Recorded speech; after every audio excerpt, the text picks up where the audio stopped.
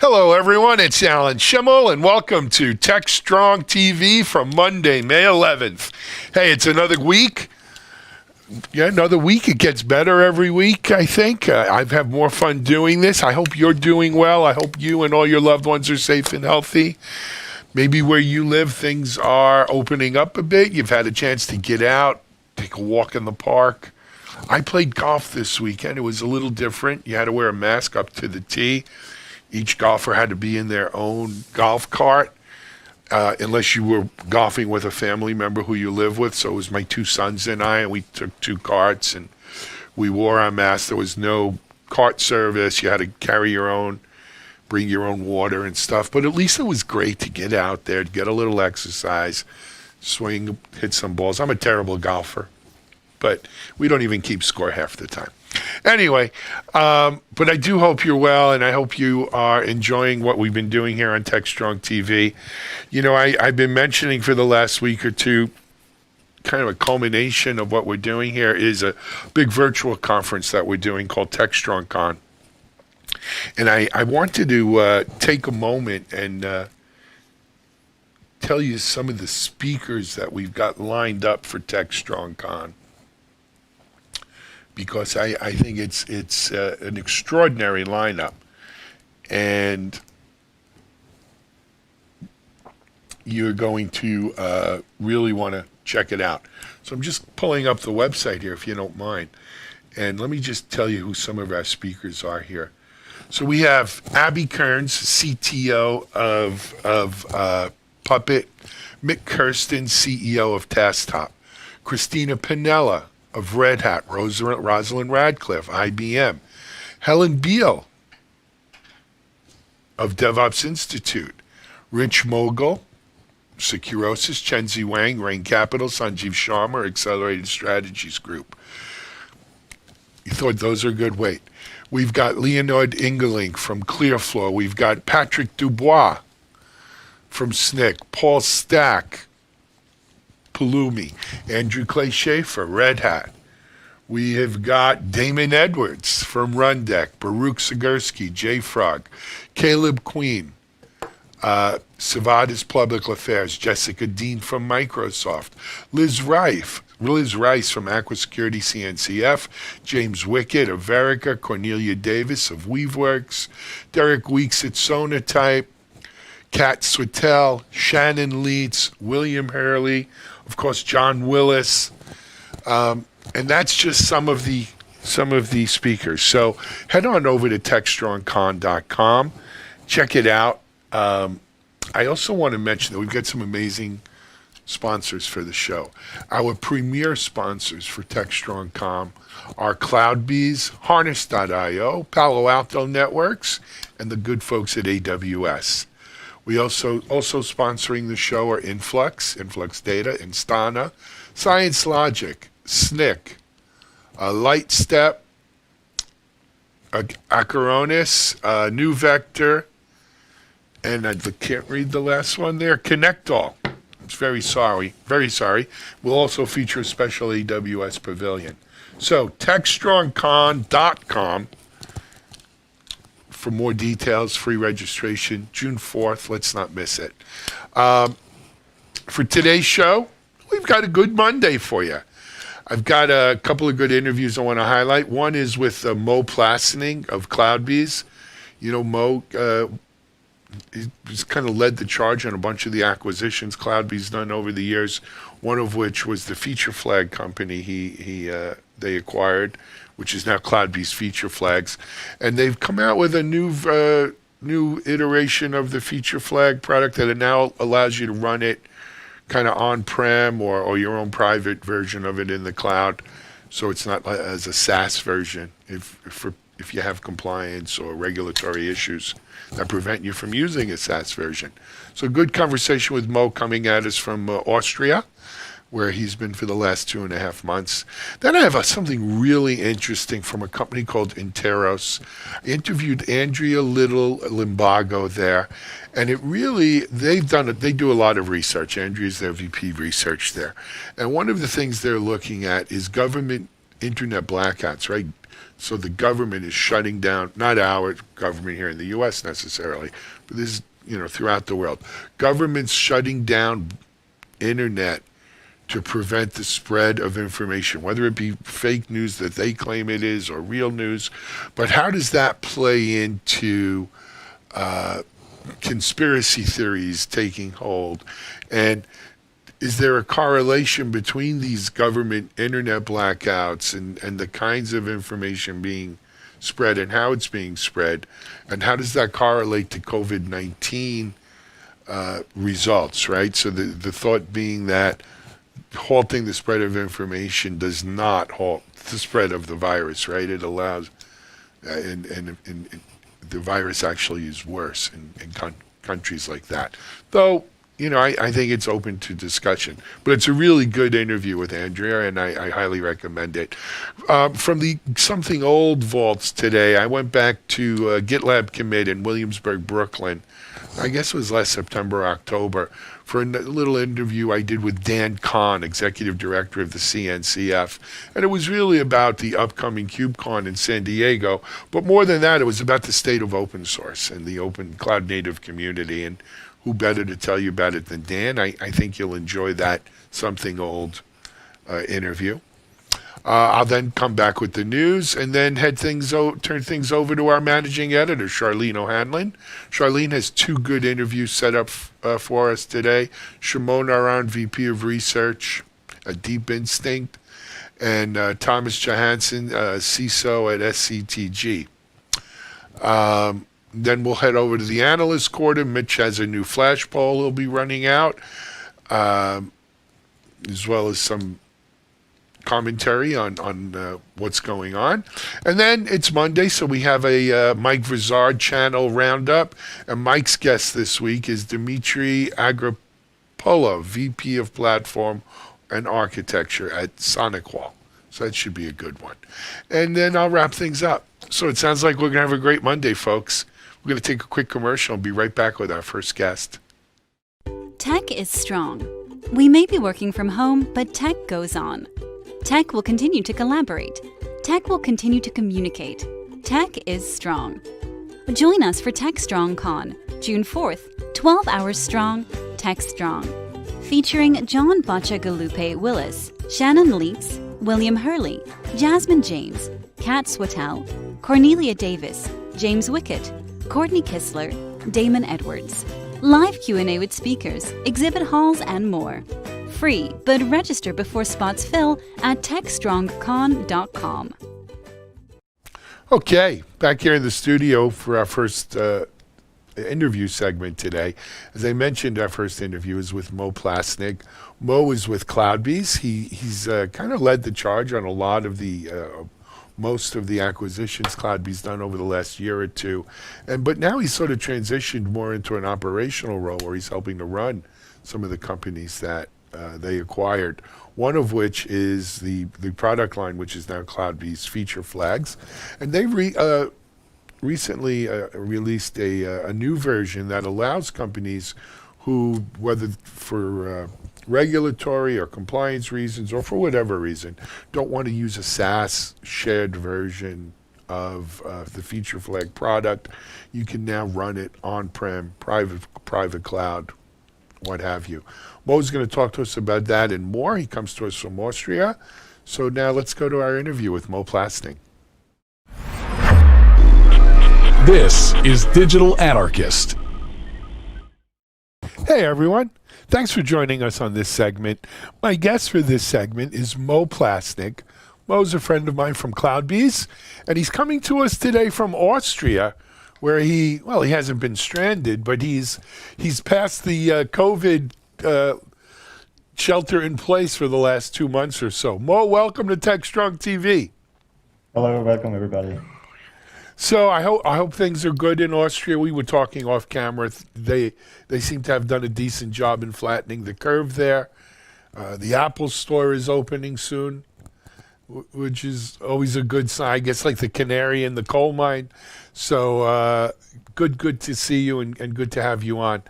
So Mo, for those who aren't familiar with, where your background, your position with CloudBees and what you work on. Why don't we start there? Why don't you give them a little bit of your history?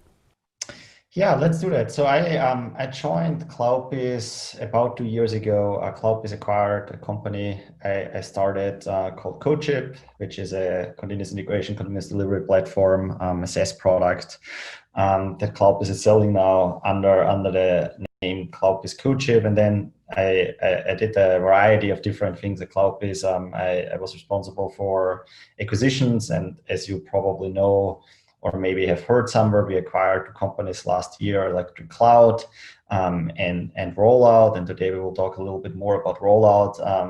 So I did that for a while, and now I'm responsible for a couple of business units within CloudBees. One of them is our feature flag business. Another one is our SDM business. So I'm back in a role where I'm working a lot with customers, our product teams, bringing new products to market, which is really exciting. Absolutely. It's funny, I was involved in a rollout in a roll up in the .com era. We did about 30 acquisitions in 36 months. And the transition, like you, I was on the acquisition team, and we had a due diligence team under us, but I was more strategically targeting or figuring out which were the right companies to maybe go after. And then at some point, you transition away from that to more of an operational role, running some of these companies that you acquired, and it's fun. It's a good time. It's a good thing to do. You mentioned rollout. You mentioned feature flags, Mo. So I know what it is. You know what a feature flag is, but not everyone in our audience is a developer or a DevOps person. For those who were wondering, it's not capture the flag for all my security friends out there. It's feature flag. A little different. But why don't you give them a quick education, Mo? What do we mean when we talk about feature flags? Yeah, so what we mean with feature flags is if you look at how companies and how software development teams are developing software, right? You have your developers, you create a new capability, a new feature, you write some code, then you build and test that code, and then you usually deploy and release it and roll it out in some way, right? Maybe you have a fully automated continuous delivery pipeline, maybe you still have a more manual release process, but you somehow put your software into production.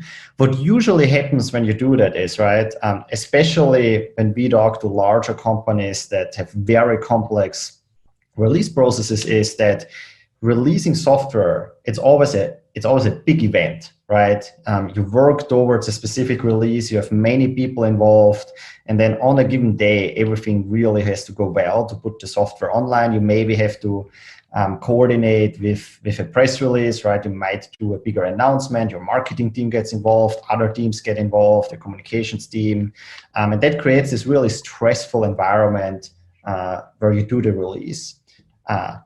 If you use feature flags, you can take the stress out of all of that. What feature flags mean is that you can basically, with the press of a button, you can toggle on and off features or other capabilities or a whole product, right? It has feature in the name, but you can really flag pretty much everything. So what you can do if you use feature flags as a concept is you could say, we as a development team, we create a new capability, we already deployed into production, right? We do that whenever we are ready, but it's not, the new capability is not visible yet to the customer. So you're able to decouple deploying the code change and releasing to the market. And then whenever your marketing team does the press release and puts the blog post online, they can just go into an interface, press a button, and then this new capability, this new product is live. So what it allows you to do, among many other things, feature flags allow you to decouple the deployment of the code change and the release. And the release can be done by the business and is not tied to a certain developer or to a release engineer anymore, which is really powerful. Excellent. One of the best definitions and explanations of what feature flags are that we've heard, Mo. Thank you very much for that. So the whole feature flag thing, as you mentioned, came to CloudBees as part of the rollout acquisition, which you headed up at CloudBees. But now it's called CloudBees Feature Flags, right? The product. It's a product line. And recently some big news in terms of how customers will be able to deploy this. You want to share? Yeah, so yes, so really exciting. When we to go back a little bit, right? When we acquired Rollout, which was a company that was offering a feature flag as a service product back then, to maybe talk a little bit about what that means, right? When you do feature flags, right, what you need to do is you add snippets to your code, right? You're saying this portion of the code is behind a feature flag, so it shouldn't be visible to users yet. That other portion can be visible, right? So you do some work inside the code, and your development team needs to do that. But then there's a second component to it, and that second component is the management platform, right? That's where your marketing team logs in. That is where they see all the capabilities and where they can press a button and release a new feature, or where your product team could say, I want to release this new capability to only 5% of the users in Australia, right? You can do all those things, but to do that, you need a real feature flag management platform. And what we have seen before the acquisition is many companies try to build that in-house, and it's quite complicated. It usually starts with, oh, we just do some feature flags, an if statement here, and we flag some code, but then over time you figure out, okay, I want those great release, I want to do this, I want to enable my marketing team and my product managers to do certain things, right? The scope becomes bigger and bigger, and that is why you usually then at that point decide, okay, let's just buy and not build internally. Let's buy a solution by a vendor. And with Rollout, we were really fortunate because the Rollout team built a terrific product that was delivered as SaaS. So you were able to go on rollout.io, create an account, log into that product, right, and use it as a SaaS product. What became clear after the acquisition is, right, as you know, CloudBees serves many of the world's largest companies, and as strong as the trend is towards cloud, and we see that firsthand, right? Many of our customers are moving to the cloud. A lot of that is accelerating in the current time, but there's still a lot of software running on-premise for various reasons, right? In regulated industries, that's sometimes required. There might be other reasons why a given company just wants to run a vendor product themselves. They don't want to use a SaaS product. And what our philosophy here, and I know it's a long answer, but I will get to it. But our philosophy here at CloudBees is that we always meet the customer where the customer is, right? And if the customer decides, I want a SaaS product, great, we have it for you. If the customer says, I want to run this myself, I want to run it inside my own data center, we also have you covered. And so what we announced today is that CloudBees now is the first company, the first vendor in that space that is launching and releasing an enterprise-grade feature flagging system that you can download and run inside your own data center, on-premise, inside your own firewall. And that is, I think, really, really exciting, because if I look at how many of the customers I talk to are currently doing feature flags, they're really limited because they don't have access to modern tools, because there is no other enterprise-grade feature flagging solution out there that's available on-premise. Sure. And, of course, it's easy to just say, well, you should be in the cloud anyway, right? And that's that. But the fact of the matter is, I went to law school, right, when I was younger, and one of the things you learn in law school is you take your plaintiffs as you find them. Right, there's a case of the eggshell skull plaintiff. A guy had a very thin skull and he fell, and of course cracked his skull. But the defense was, well, had he had a normal skull, it wouldn't have cracked and he wouldn't have had these damages. Well, it was common law case, going back to English common law. And they said, well, that may be the case, but you take your plaintiffs as you find them. It's the same thing with feature flag customers, right? You take them as you find them. If they're not ready, or they can't for a variety of reasons, move to the cloud, what do you tell them? Well, sorry, you can't use feature flags. That it's kind of like a double penalty, right? And so It would create an even wider gap between those who use cloud and those who don't, and what capabilities they have. So this is important for that reason.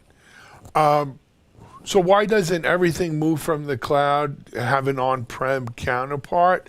Well, there's reasons, right? I remember when GitHub, for instance, started offering GitHub on-prem, a GitHub Enterprise on-prem versus a hosted. Well, number one, you need to be able to have the bandwidth, the resources to host these kinds of things. I don't know if that's a big consideration here. But also number two is you need to have enough expertise, right, to keep this thing up and running. How big a issue is that? It's really straightforward in the case of our cloud-based feature flagging solution. So we, on purpose, the way we build it, we make it really easy for you to run it yourself. That was always a goal of ours, right? We don't want to make it harder necessarily. We understand that if you as a customer, if you are not able to use a SaaS solution, that's already makes it a little bit harder, right? We don't have to make it even harder. Our job is to make it easier. So we build it in a way where it's really easy for you to start it up and provide it to your developers inside your company. And then what we're also seeing, to your point about the move to the cloud, right? If I look at large companies, there is, right, it's not a binary decision, right? It's not that you are in the cloud or you're not in the cloud, or you're on-premise or you're not on-premise, right? You do both, right? All those large companies, they are transforming, right? I know digital transformation, it's an overused term, but that transformation is happening, right? Companies are modernizing. Companies, especially now, realize automation and DevOps is really, really important, right? If everybody suddenly works from home, can't access maybe that one server, or can't go to that data center, and you can't do this and can't do that, and you can't have certain manual processes, right? Automation is really, really important, but you won't change overnight, right? If you are a large financial services company, you won't turn off your data centers overnight and put everything in the cloud. And then what we've seen, and that's an interesting use case as well, even when you move to the cloud, it doesn't necessarily mean that you use SaaS products, right? There are many instances, and we have seen that firsthand at Cloudbiz, where customers use a cloud provider of their choice or multiple cloud providers, and then they still decide to run certain products like our CI product or our CD product, or in the future now our feature flagging solution. They still run that solution inside their cloud account, right? It runs in the cloud, but it's not running as SaaS. And so that case exists as well, which is why we internally often talk not just about on-premise, but we call it self-managed, right? The big division is, do you use a SaaS, which is a managed service, or do you use the product in a self-managed manner, either in the cloud or on-premise? Mm-hmm. I mean, that is a good logical distinction between them, right? But so when I first got into tech 25 years ago, I had started what became a hosting company. And very quickly, that became the distinction in hosting, right? Do I just give you a web server and you have at it, or do I manage your hosting account for you? Do you want to use FTP to upload files, or do I have a nice little nifty, file uploader built into the GUI kind of thing that automates it? And that is, a big distinction. We should also mention, though, that sometimes there are compliance and regulations that come into play here, which prevent companies from going to a cloud, especially a public cloud type of environment, and that's yet another reason why you would want to do this on-prem. I think also, look, here's the facts. We talk to a lot of companies, as do you and Cloudbees Mo. We live in a hybrid multi-cloud world. It's rare that you could point to, especially to a large organization, and say, oh, all their assets are on AWS, or all their assets are on GCP. Everyone's assets are spread around in public cloud, private cloud, data center. They do a lot of SaaS-based tools. They'll have multiple public cloud. And that's the way it's probably going to be for a while. So as a provider like Cloudbees, you need you can't have second-class citizens, whether they're on public cloud, private cloud, or what have you. So applaud. This is available now?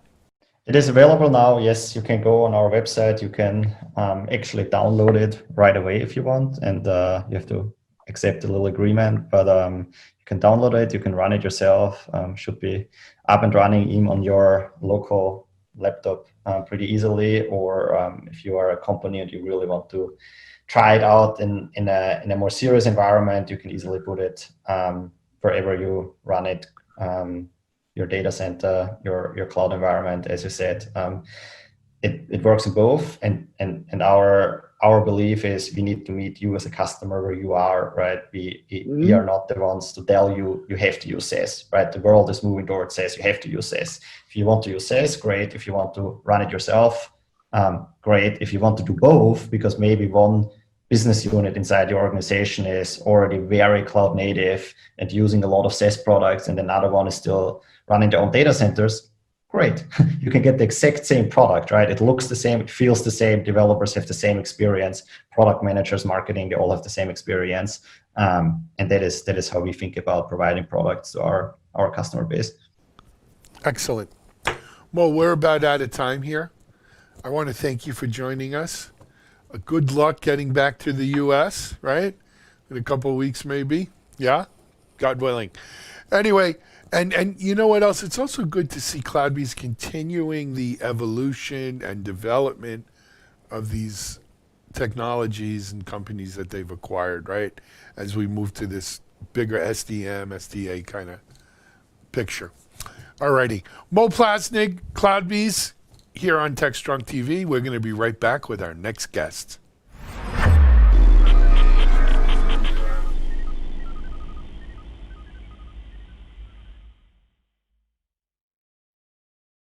ContainerJournal.com is the leading online destination for centralized computing-related content. ContainerJournal.com covers all aspects of software containers, from container management, data management for containers, container security, networking for containers, to the entire container ecosystem, Kubernetes, microservices, serverless, and more. ContainerJournal.com has the largest selection of container-related news, featuring breaking news, blog posts, podcasts, and more. Visit www.containerjournal.com to learn more. ContainerJournal.com is operated by MediaOps Inc., the team behind DevOps.com, Digital Anarchist, SecurityBoulevard.com, DevOps Connect, and DevOpsDozen.com. Okay, hope you enjoyed that. Our next interview today, I think, is one of the most interesting ones we've done. It features Dr. Andrea Little-Limbago of Interos. Interos is a company that does a lot of research and correlation and analysis using AI and other things to, put together things that may not be obvious in terms of connections. What I spoke to her about here today was, around the world, we're seeing, I don't know if it's as a result of COVID or what have you, but we're seeing more and more governments, doing internet blackouts to their population. So just trying to stop the spread of information by blacking out, shutting down the internet. And it's pretty amazing. When you start correlating that to how are these countries doing with the internet and how are they fighting COVID-19, there's a real correlation. So I don't want to steal the thunder here. Let's talk to Dr. Andrea Little-Limbago, and she can explain it better. This is Digital Anarchist. Hey everyone, thanks for joining us for this next session here on TechStrong TV. My guest is Andrea Little-Limbago from Interos. Andrea, welcome to TechStrong TV. Hey, thanks so much for having me. It's actually our pleasure to have you. I tell people so I'm social by nature. I'm used to traveling to conferences all the time, and doing these interviews are kind of my lifeline. Out to place all over the world, just like I normally travel. So thanks for being with us today. Where are you coming from to us? Just outside of Washington, D.C., Northern Virginia. Very cool. And I feel the same way. I'm normally going on the conference circuit, so it's a nice way to stay engaged in the community. Yes, it is. Yes, it is. I like that Red Sox picture back there. Thank you. Hopefully we'll be playing baseball. I don't know when we're going to watch baseball again. But anyway, Andrea, talk to us. Well, first of all, what do you do at Interos? I'm the Vice President of Research and Analysis, and so I lead a lot of our work looking at supply chain risk management and focus on multi-factor, multi-tier supply chain risks. And so I'm a computational social scientist, and so I bring in my background is inherently bringing in the various factors from geopolitical risk to cyber risk, some of the stuff we'll talk about today, economic and financial issues. Obviously, the pandemic is causing significant supply chain disruptions in addition to the public health trauma it's causing. And so I bring all that together to help provide some insight and inform how these various events will be impacting supply chains and risk for various corporations. Fantastic. We need more people like you, Andrea. I saw an interesting meme on Facebook the other day that, I'm so torn between people like yourself who have all this expertise and do this for a living versus what my friends from high school are telling me, and I don't know who to believe. We need to trust. Leave science to the scientists, leave data to the data scientists, leave research to the researchers, and stop the nonsense. But anyway, you mentioned a little bit about what Interos does, but just a little more kinds of customers, how this is packaged and consumed by people and Sure, absolutely. organizations. So Interos has been looking at helping build out supply chains. And so the important part of that, especially now, is that because they're so complex across the globe, it's not just your first tier of suppliers, it's their suppliers, their suppliers, their suppliers, and so forth. And it's just a huge network web of interdependencies.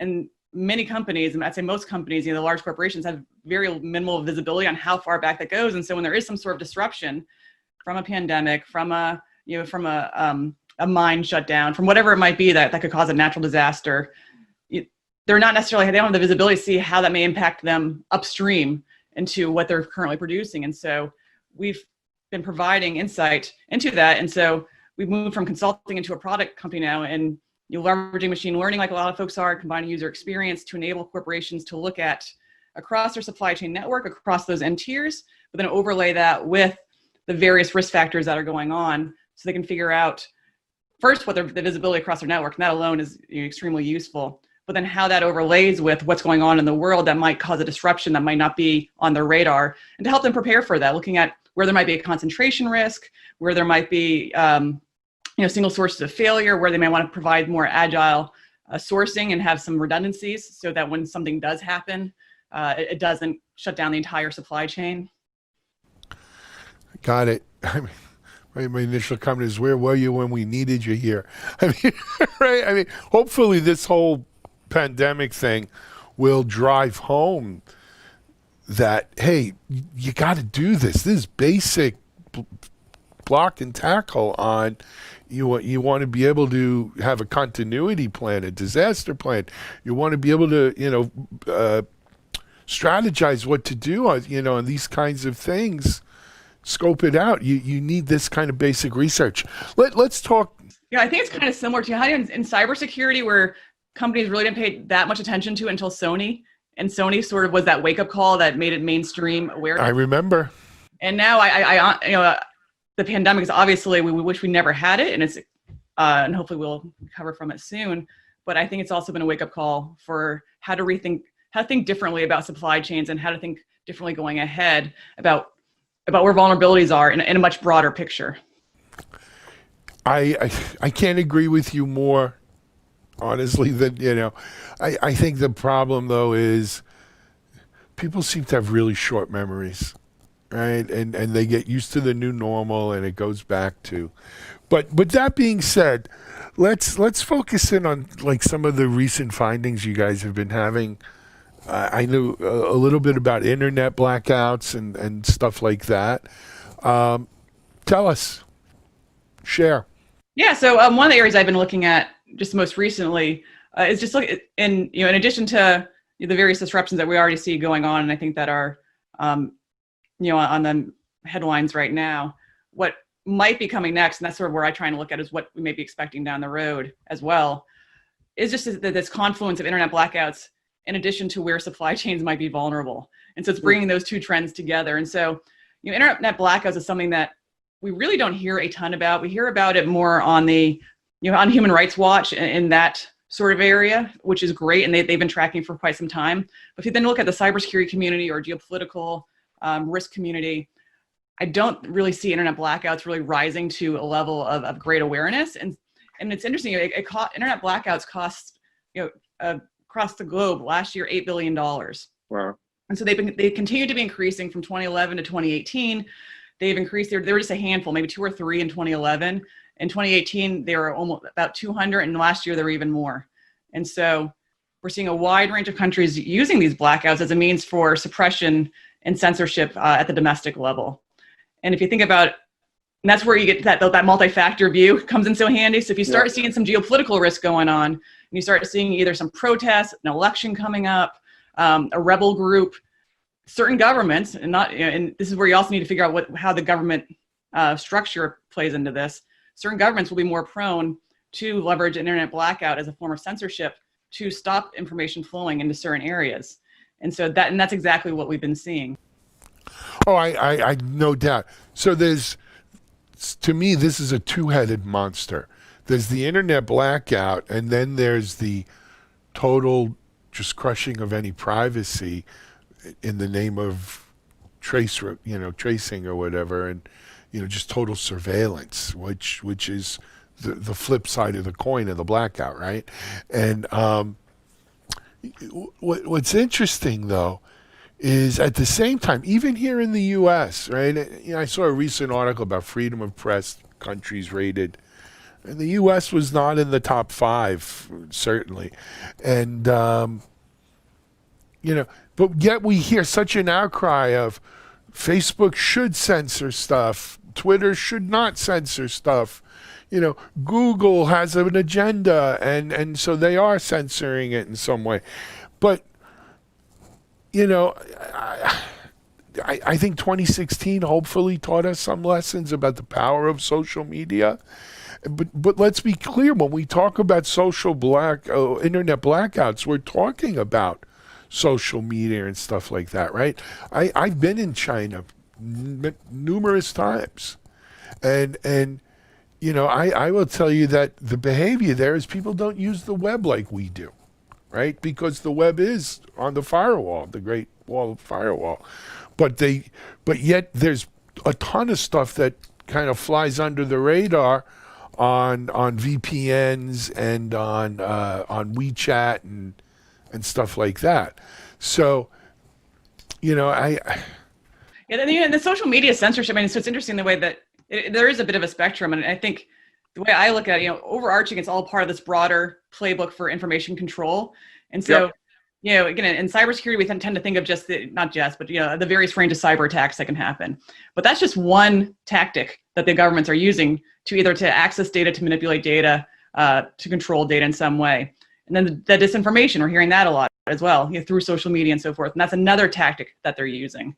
So you see all that's what's really gaining a lot of the headlines. But then getting to the broader area of information control, you do have the surveillance and the censorship both going on at the same time, which seems counterintuitive in some degrees. But if you're thinking that their objective is to find out and control information that's going on internally or as far as a global narrative, they are going to try and either block it if they can, or surveil it and gain as much as they possibly can, or flood the various social media outlets with as much information as possible, so that the reality can't actually bubble up to the top. And so they've been using these tactics have continued to expand since at least 2016, if not earlier. 2016, hopefully was a late wake-up call, at least on the election front for social media. Yeah. But they keep many of these governments, because it's really the same group of governments are doing a lot of these same kind of tactics. And so the internet blackouts is just the newest extension of what they've been doing. And so kind of like, in 2016, where more or less we thought it was mainly Russia doing the social media disinformation. Since then, it's basically, at a minimum, China and Iran are doing plenty as far as within the election front. But you've got countries like Philippines, Duterte using lots of disinformation for his local population. You see it coming out of Venezuela. I mean, these are tactics that once the major powers have started using them, deploying them pretty well, they're spreading. No, that's the nature of the beast, right? It starts there and filters down. And look, it's definitely a nation state problem, but I will tell you, it is also a faction problem, right? I think we see it with both right-wing extreme and left-wing extreme organizations and groups here in the U.S. Right.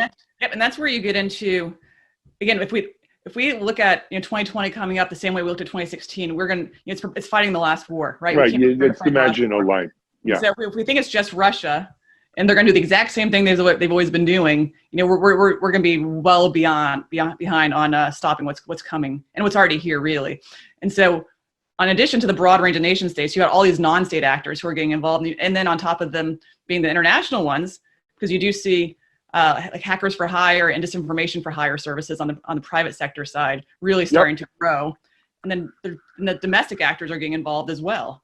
And so it's you're sort of like who's who in the zoo scenario coming in for 2020. We have to think about it that broadly. As I like to say, it's why we can't have nice things. Because there's just, so many evil people with agendas out there. Andrea, obviously you work for a commercial entity, so I assume you sell this information as a service or something. How does one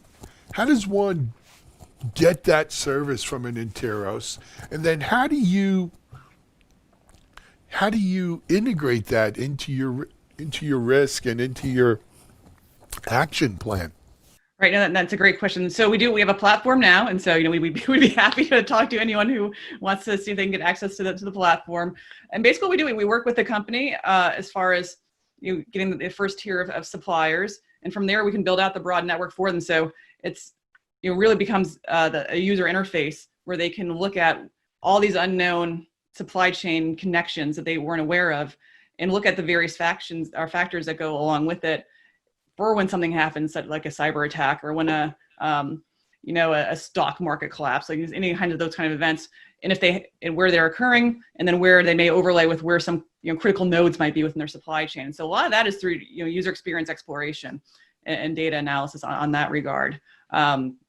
We still do have some consulting components, for other kinds of, if they want to dive deeper into certain areas, but that they're thanks to the large growth of data that's gone on, and the machine learning behind it that actually surfaces the relevant information, so you can get rid of a lot of the noise and not have to deal with the alert fatigue and so forth. A lot of it really can be that whoever is using our product can do a lot of that now on their own without having to wait to for 3 months for some report to come into them to tell them the same thing. They can figure that out on their own and get real-time alerts and so forth as far as what's going on, so they can make timely solutions. Excellent. Very cool. What about like supply chain issues? So there's two that keep me up at night. One is our medical supply chain, right? For the last month, I was scared to death because it seems everything that we needed was coming from China. And first China was shut down with their own, dealing with COVID. And then you start wondering, what their geopolitical aims are here in terms of how accessible their supplies that we desperately need here for our supply chain. So one is medical supplies like that. And then the second one is here more of a domestic issue, our food supplies, right? Meat processing and so forth. Is this kind of stuff that Interos would cover as well, or that it's not really? No, definitely. And we look at different verticals. Absolutely. And so if you look at, and that's the thing that I think, what we've been doing for a long time, which is now, increasingly common knowledge, is just how dependent we are as a country on China for producing. And oftentimes it won't be that, it'll be like, Apple's always the example lots of people use as far as when you go back down, the various where the chips are made and where some of the natural resources are, a lot of that traces back to China. And so when China gets disrupted, like it did in Wuhan, and when they have to shut down entire areas where, where we rely on that production, that those are ripple effects that trickle throughout numerous different industry supply chains. And so I think what we already were seeing a little bit leading up to this was what's called reshoring, is basically moving away from certain geographies. And so it's interesting, over the last month or two, we've seen a lot of major headlines on more of the foreign policy, foreign affairs kind of community, as far as, is this the end of globalization? Because of all these complex supply chains, is that has that just left us too vulnerable and people are going to really just retreat and isolate?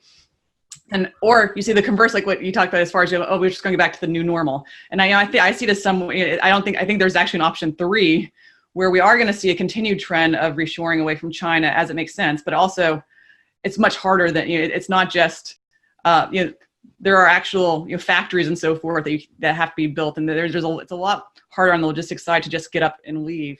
But we are seeing different companies in different countries are already incentivizing to at least diversify away.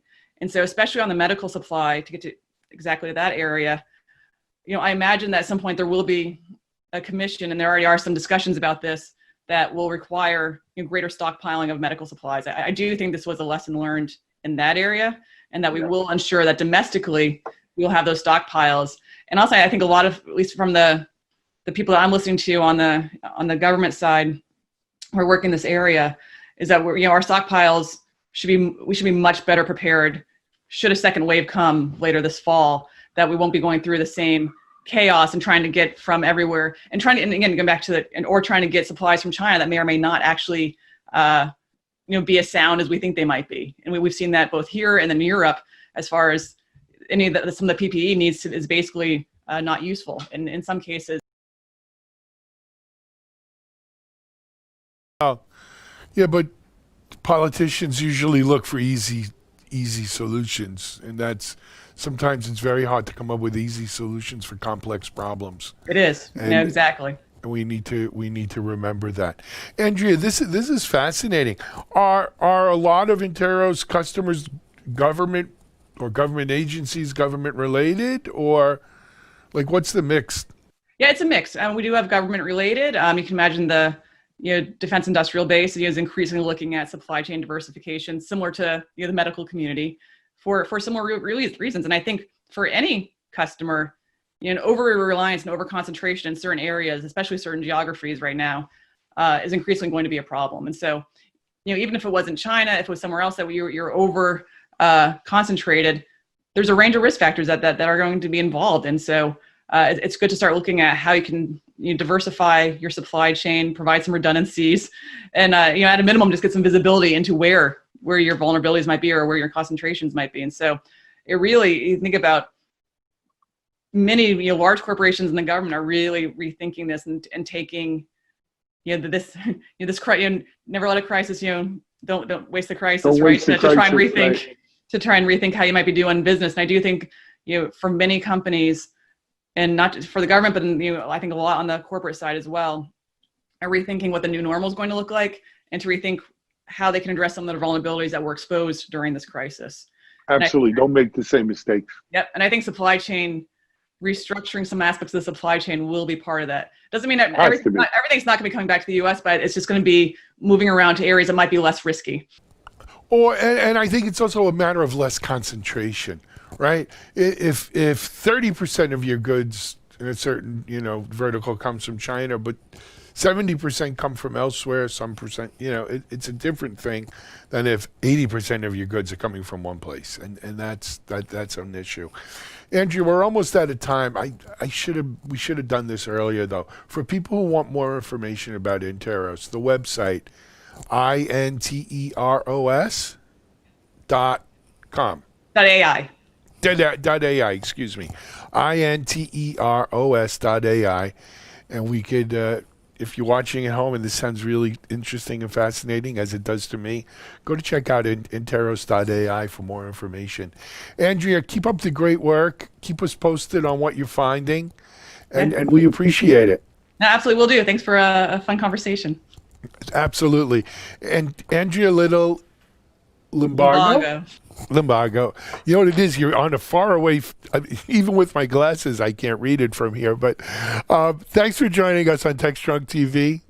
Good luck and keep up the great work. This is Alan Schimmel. We'll be right back with our next guest.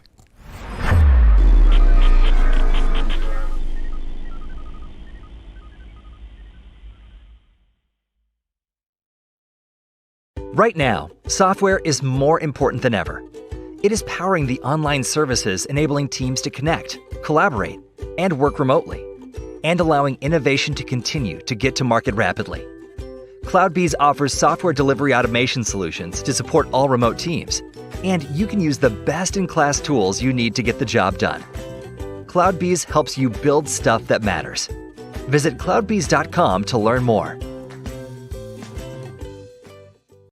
For our Something Old segment today, I went back in the archives to GitLab Commit last September on Digital Anarchist, and it's an interview. This is an interview I had with my friend Dan Kahn. Dan is the executive director of the CNCF, Cloud Native Computing Foundation, and though we were talking about the upcoming, at that time, San Diego KubeCon, we actually spoke mostly about the state of the cloud native community and open source and the enthusiasm around this, which is driving so much of what we see in infrastructure and software and dev and DevOps today, as well as even in cyber. So here's my interview with Dan Kahn, Executive Director, CNCF. This is Digital Anarchist at GitLab Commit, Brooklyn, 2019.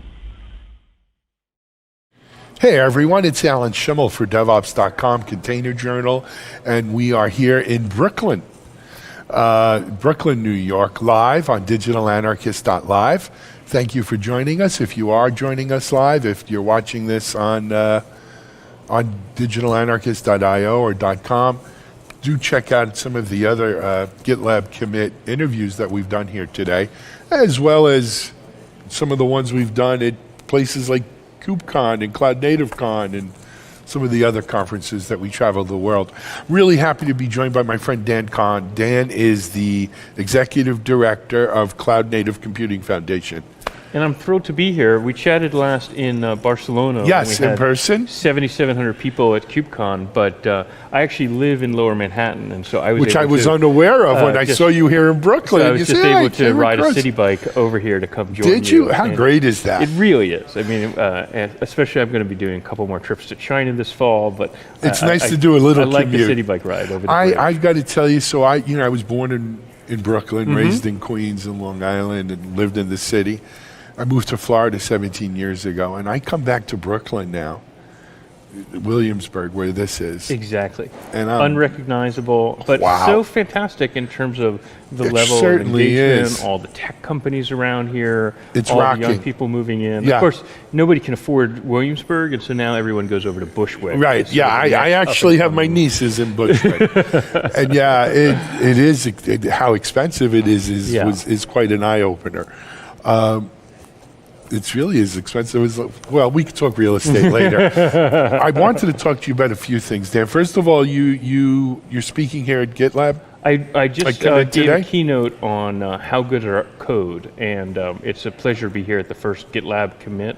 GitLab was a very early supporter of CNCF, a very early adopter of Kubernetes and working with that ecosystem, and been a member for a long time, and now Priyanka Sharma is on the CNCF governing board. Oh, so, fantastic. Yeah, I didn't know that. Is that new? Yeah, just as of 6 months ago or so. Okay. So she has a 2-year term, and it's just been a great relationship where we've really been thrilled as we've been growing, and then of course they're growing like gangbusters as well. Absolutely, and I think we're going to hear more news on that later today.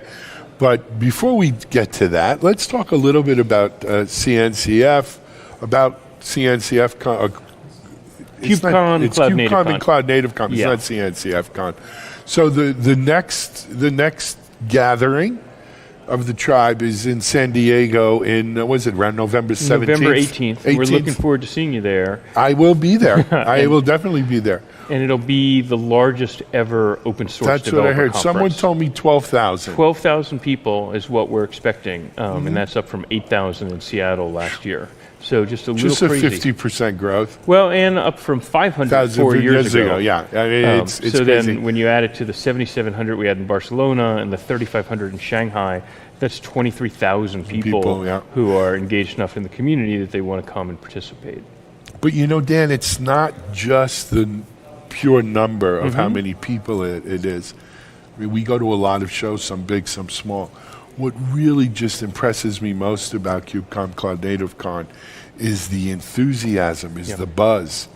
I often tell people the only thing I can remember like that is sort of the AWS reInvent early on. Yeah. Early on, not when it's 70,000 people or whatever. Yeah.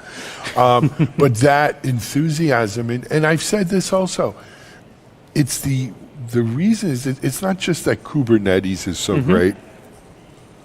It's the open source community which is powering so much of today's innovation and today's development. Right. Not just software development, technology development.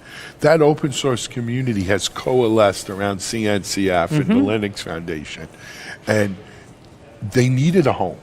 And this is their home now, and their enthusiasm and their energy and their buzz is what is empowering not just your organization and your conferences. It's empowering so much of what we see in DevOps and containers and data ops. And if it's not open, it don't mean nothing, right? Well, that's the world we live in. I agree. Our philosophy is that when enterprises pick a platform to build their software development on, they're making an implicit future bet. They're buying a call option and saying, okay, it's not just where's the platform today, but it's an entire ecosystem that they're going to be investing in for years to come. And part of the issue is they don't want to sign up and have to pay a platform tax for the entire life of the application, but they also want to know that there's a lot of other people invested in that same ecosystem. And so being able to see all of these organizations come together, all of these developers, all of these end users, gives them the confidence that they're going to be able to hire experts in it, that they can hire consultants, that they can hire vendors, that they can, if they're not happy with their vendor or their cloud, they could switch vendors. Right. And so we really do see it as a positive feedback loop where all of these different parts are coming together. They are, and I think, I don't even know when it was, but at some point we hit a critical mass with this, and now it's a machine that, you know, it feeds itself and continues to grow. So it's an amazing thing. Dan, I don't want to talk a lot about GitLab Commit. We're going to be talking about it all day. Not that it's not worthy of talking about. Nice event. But I do want to talk about KubeCon Cloud Native Con San Diego. So what are some of the highlights that you're really looking forward to? Sure. So a couple of them are that we're really investing in what we call day zero co-located events. So there's a challenge with the conference that we have 18 tracks, which is a lot, 12 that come in through our call for proposals. And unfortunately, we had so many submissions that we were only able to accept 11%. Wow. Which is just rough because there's like fantastic talks offered. That's 12 of the tracks. 6 of the tracks are for project maintainers to pull together contributors and potential contributors for their project. But because there's so many other areas of interest like CI/CD and observability and service mesh and others, we hold these day zero co-located events on November 18th that when you sign up for the conference, you can also decide, oh, I'd like to add in this extra day. And we really encourage people to do that. Yeah, I mean, a couple that if you don't mind, I'd like to bring to the audience's attention is, I believe there's 1 or 2 just related to container security. Yes, I think there's security. Both. The CNCF has a security SIG that's holding their first event, and then I believe there's also a vendor-sponsored one. Yes, there are. Yeah. Well, they both have vendors. They do. I don't want to say one vendor, one's not. We accept sponsors. Yeah, there's both sponsored with vendors, but both promise to be good. I wish somehow they could work it out where there'd be one, but that'll come. Maybe in future. Yep. Secondly, you mentioned CI/CD, of course, a sister. Is it exactly right? The Continuous Delivery Foundation. Or do we? Is no, it that's how we neutral? No, that's how we like to describe it. All right, it's a good question. Sibling Foundation. But anyway, a sister organization to CNCF is the CD Foundation. also part of it, and they're also part of the Linux Foundation. Part of Linux, Yes. or under the auspices Exactly. of Linux, and this is also happening, and very excited. They're going to have I think it's their first one, or did they get one in Barcelona? They did, but this is going to be a lot more substantial. This will be much more. I think they now. had just announced it around Barcelona time. And then I would mention just another big area of expansion for CNCF is we're going to continue to run these 3 flagship events every year in North America, in Europe, and it'll Asia. be in Amsterdam in March, and then in Yes, China. we're making plans for that That's as well. fantastic. But we do see a huge demand for this kind of content and to help bring these communities together in global cities around the world. So we have a new event that we're launching called Kubernetes Forums. And the first 2 are in Sydney and Seoul in the second week of December. And it's kind of a neat setup, a little tricky, but we do 50% international speakers, 50% local. First day is that content, and then the second day are co-located events by our sponsors. Then the sponsors and the international speakers all take the red eye from Seoul to Sydney, recover on Wednesday, and then repeat it again on Thursday with different local speakers, same international, and then the same co-located events. So we're looking to do these then in 2020. So we have Seoul and Sydney this year. We're going to be doing it in Sao Paulo and Mexico City, in Bengaluru and Delhi, in Tokyo and Singapore, and then also in Tel Aviv. And our hope is to actually be able to expand from there, that we do think there's just a lot of demand. Count us in. I don't know if I'll be able to make the Sydney Seoul one, because I believe, if I'm not mistaken, we're in Lisbon. Okay, that's a good excuse. For Lisbon, and I'll be a Marrakesh. But the next ones, we'd love to cover That's this great. and sponsor and definitely participate. think there's a lot of... What are we calling them? It's Kubernetes Forums. And that's kind of our second tier of events. So still like 1,500 people 1,500 people is each. the target. And that's our goal. And then I'll also just mention in another month or so, we're going to be launching a set of events called Kubernetes Community Days. And these are being run by different community members around the world that they can help put together their own local content. Familiar with that. That's great. Like I'm DevOps glad days to see it's coming down. Yeah, or an OpenStack days. I mean, frankly, one of the things I worried about, Dan, was that KubeCon would become too much. Yeah. No, not bad-mouthing AWS reInvent, but it's a zoo. Right. And I kind of like it not being a zoo. Yeah, and so people miss the 500-person one. There's some advantages of getting bigger as well. But we do think that there's a range of folks, and we're particularly interested in the international expansion because we think there's so much demand. Well, it's a big for this. world out there. We see it. I see it in our readership. I mean, Absolutely. only about 36% of our readership's from the U.S. Oh, that's fantastic. About 32% from Europe, and then rest of the world. So, I mean, that's the world we live in, right? Then just 2 other quick non-event pieces of news I would just mention. We just last month announced that we had completed a security audit of Kubernetes. Yes. And this was, one neat part of it is we open sourced the whole audit and all the details behind it. But CNCF paid $250,000 to 2 top firms in order to put this together. That we do think it helps build confidence in the ecosystem and in the software. And then we also just produced a report called the Kubernetes Project Journey Report, talking about the 3 years since Kubernetes has been in CNCF, how it's grown enormously during that time, the thousands of contributors and hundreds of companies and such. And we're then going to be replicating that format for our other graduated projects. But you can see both of those on cncf.io. Fantastic. That's great news. Someone's not giving us the whole feed here, Dan. Oh, we can definitely take care of that. We got to work on that. We'll talk about that. Okay. Anyway, hey man, thanks very for much bicycling for over. Oh, and I hope you don't no here. red eye all here. My trips were this easy. You and me both.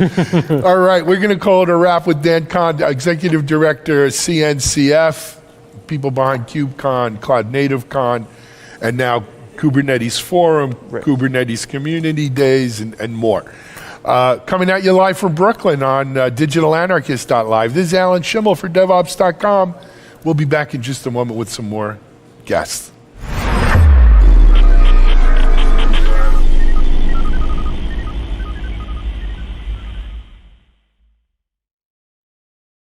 With the COVID-19 pandemic, it is important to protect yourself and others from spreading the virus. prevention and personal safety is key. Here are the top ways you can protect yourself and others. Wash your hands often with soap and water for at least 20 seconds. Avoid touching your face. Practice social distancing and avoid high-risk potential people. If you are showing symptoms, stay at home. If you must go out, wear a face mask. Always cover coughs and sneezes with a tissue or use the inside of your elbow. Clean and sanitize frequently touched surfaces daily. Together, we can prevent this pandemic.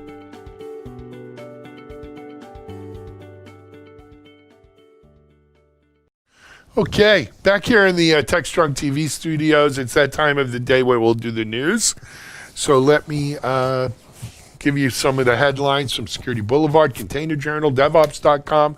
Again, not meant to be exhaustive. There's a lot more on these sites than what I'm going to tell you about here in the next 5 minutes. But I just want to give you a flavor for some of the stuff we've got going on. Let's first turn over to the Boulevard at Security Boulevard. Our friends at Disney, the mouse that roared. So many of you last week, in addition to Cinco de Mayo, may have been tweeting about May the 4th be with you, right? May 4th has become a Star Wars day, and I do it too. I wear my Star Wars shirt and everything. So, Disney, you got to love Disney. On one hand, they're imploring people to use the hashtag May the 4th be with you. On the other hand, their lawyers put out that by doing so, you've now entered into a contract with Disney, and they're allowed to use your tweets, your likenesses, your information as part of their promotion, and you agree to abide by their rules and regulations. It's not the first time Disney's legal team is overreached, and there's a reason why people say things the way they do. But anyway, Mark Rosh, our attorney, cyber expert, wrote a good article on this. It's called May the 4th be with you. Disney insisting on hashtag contracts. Have a look at it. You might find that interesting, and it may cause you to pause before you use any corporations kind of hashtags going forward. Also up on the Boulevard, we've got a letter from Senator Warner out to IoT manufacturers, and an article about the letter saying, is the time now for IoT security? I thought the time for IoT security is when we first started deploying IoT, but better late than never. Let's do something about it. There's a lot more on Security Boulevard. Please do go check that out. Over to Container Journal. We have orchestration and application performance, the holy grail of containerized microservices. Well, one would think so, with Kubernetes being the orchestrator of choice. But check out the article. You'll see more there. There's another good article up. Surveys see split in container Kubernetes adoption on public cloud. It's always good to get these surveys and see kind of what people are thinking, saying.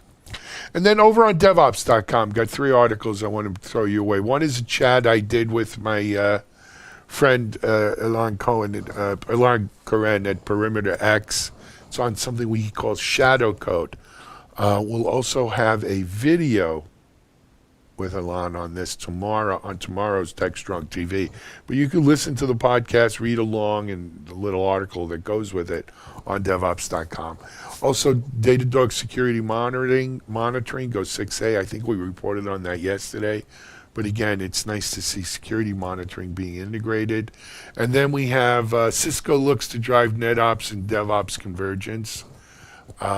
They've been, Cisco and the Cisco dev team have been kind of preaching this for some time, and I think they're really serious about it now, and we'll see what effect it'll have.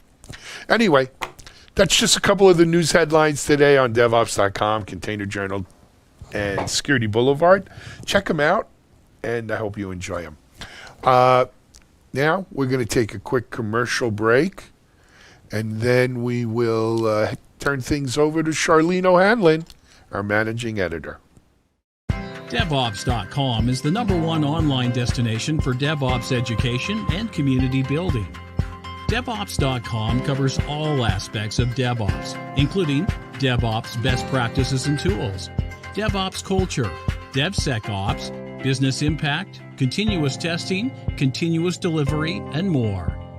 DevOps.com has the largest collection of original DevOps content, featuring breaking news, blog posts, podcasts, and more.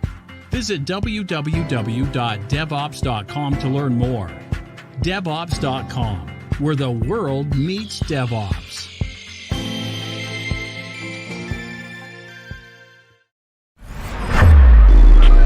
This is Digital Anarchist. Hey, welcome back everybody to TechStrong TV. I'm Charlene O'Hanlon and I'm the managing editor at Media Ops. I'm here now with Shimon Oren, who is the VP of Research and let's see if I get this right, Deep Learning, is that right? At Deep Instinct? Yes. Yeah, I got it right. You had that right, yeah. Well, thank you so much for taking a few minutes and talking with me today. I really do appreciate it.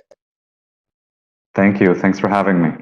Absolutely, absolutely. So you guys recently came out with a report that says that contrary to what we might be hearing in the news about the number of malware, malicious intents or hold on, I'm going to start that over.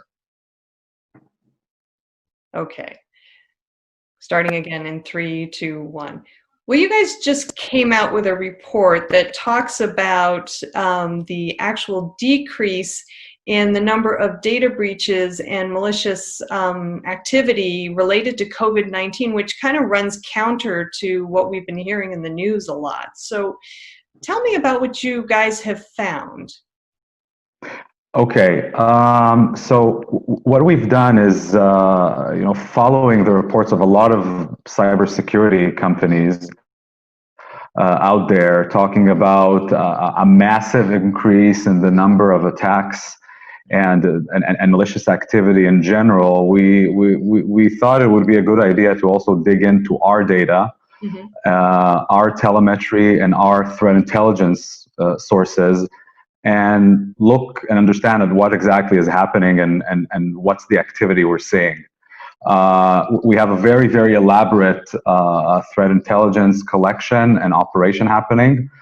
We call that D-Cloud. It's where all our threat intelligence is gathered. And actually, when we looked at the numbers and we compared the activity, both looking at the last 4 months, I'd say since the beginning of 2020, and also looking back and then comparing the same period last year, we've actually not only, we can say that we haven't really seen a significant increase, but in some specific threat landscapes and attack vectors, we've actually seen a decrease in the number of new attacks that are generated. Now, this is not necessarily to say that the attacks that are becoming successful at infection and at compromising victims has necessarily gone down, but this does say that like a lot of the overall economic activity that is unfortunately decreasing due to the COVID-19 crisis, we're also seeing a certain reduction in the overall amounts of new malware that's generated on a daily basis. So are the hackers actually just kind of reusing existing methodologies and malware to perform their breaches, or is it there's just not as much activity? So first of all, the activity as far as cyberspace is concerned, as far as malicious cyber activity is concerned, this is nowhere close to not happening or to stopping. Unfortunately, although we do have parts of the economy completely shut down, again, malicious cyber activity has not gone away. But yes, we are seeing obviously a lot of malware pieces being reused. We are definitely seeing the issues such as COVID-19 and a lot of the effects of COVID-19, the stress level of people, the interest people are having with regards to anything related to this epidemic. Those issues and those subjects are used in attacks in order to lure victims to relevant to the places where hackers want them to be, to malicious links, malicious websites. Of course, spear phishing is really focusing in terms of the content on everything that revolves around COVID-19. But as far as new attacks, new variants of malware, and new campaigns, we haven't really seen an increase. And we believe it might be affected by it might actually be affected by what's happening by the epidemic, but again, this doesn't necessarily translate into a huge rise in new attacks or in the overall number of attacks based on the data that we're seeing. I see. Okay, so are there certain attacks that are still more prevalent over other types of attacks, even with this data that you have unveiled? Yes. So what we can say is again, there are certain attack vectors that have become more prominent, certain attack techniques. Everything again that revolves around spear phishing or that revolves around content that is related to the epidemic. I mean, that's the king right now, and we see that across multiple types of campaigns. In terms of the actual types of malware that we're still seeing the same types of malware. We're still seeing ransomware going rampant. We're still seeing financial malware. We're seeing a lot of spyware activity. Really? That's yes, and that's again due to the way that all of us have changed to some extent, the way that we work and function on a daily basis. The fact that most enterprises are now having their employees work remotely means that compromising and getting access to a machine can be a gold mine for credential theft, because we all need to log on remotely to our corporate domain or to our corporate network, to log on remotely to VPNs, to data centers, to file repositories, to cloud infrastructure, and all that activity happening from home is again a gold mine, and not only from home but from networks that are usually less protected than what you'd say a corporate network or an enterprise network would be. All that is again a gold mine and a low-hanging fruit for a lot of hackers out there.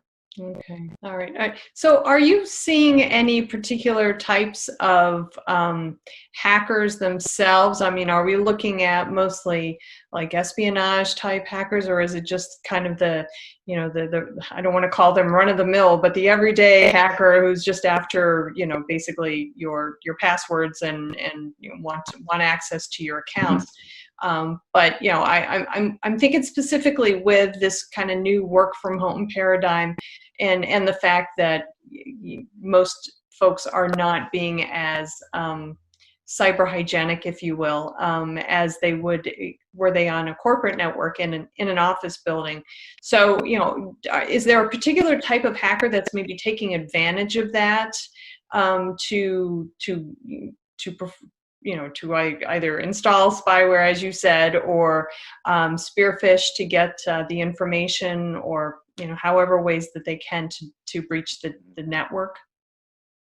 So this actually follows up exactly to where I stopped my answer on the previous question. The change in the mode in which we work and in the place in which we work from, and especially the differences that brings with it in terms of cyber hygiene, in terms of the level of protection of the network in which we're in, all that is making a lot of attacks actually easier to perform. And if not easier to perform, still it means that the attack surface, the places where hackers could at least even potentially meet us or touch base with us are more numerous. There are more opportunities for hackers out there. That's why I mean I wouldn't say that we're seeing only top-level threat actors and nation-state and sophisticated groups remaining active.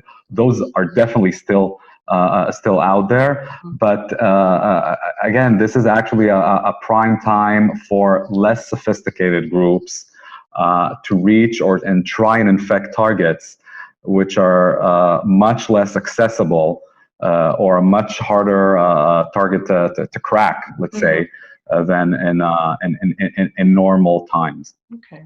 All right. Great.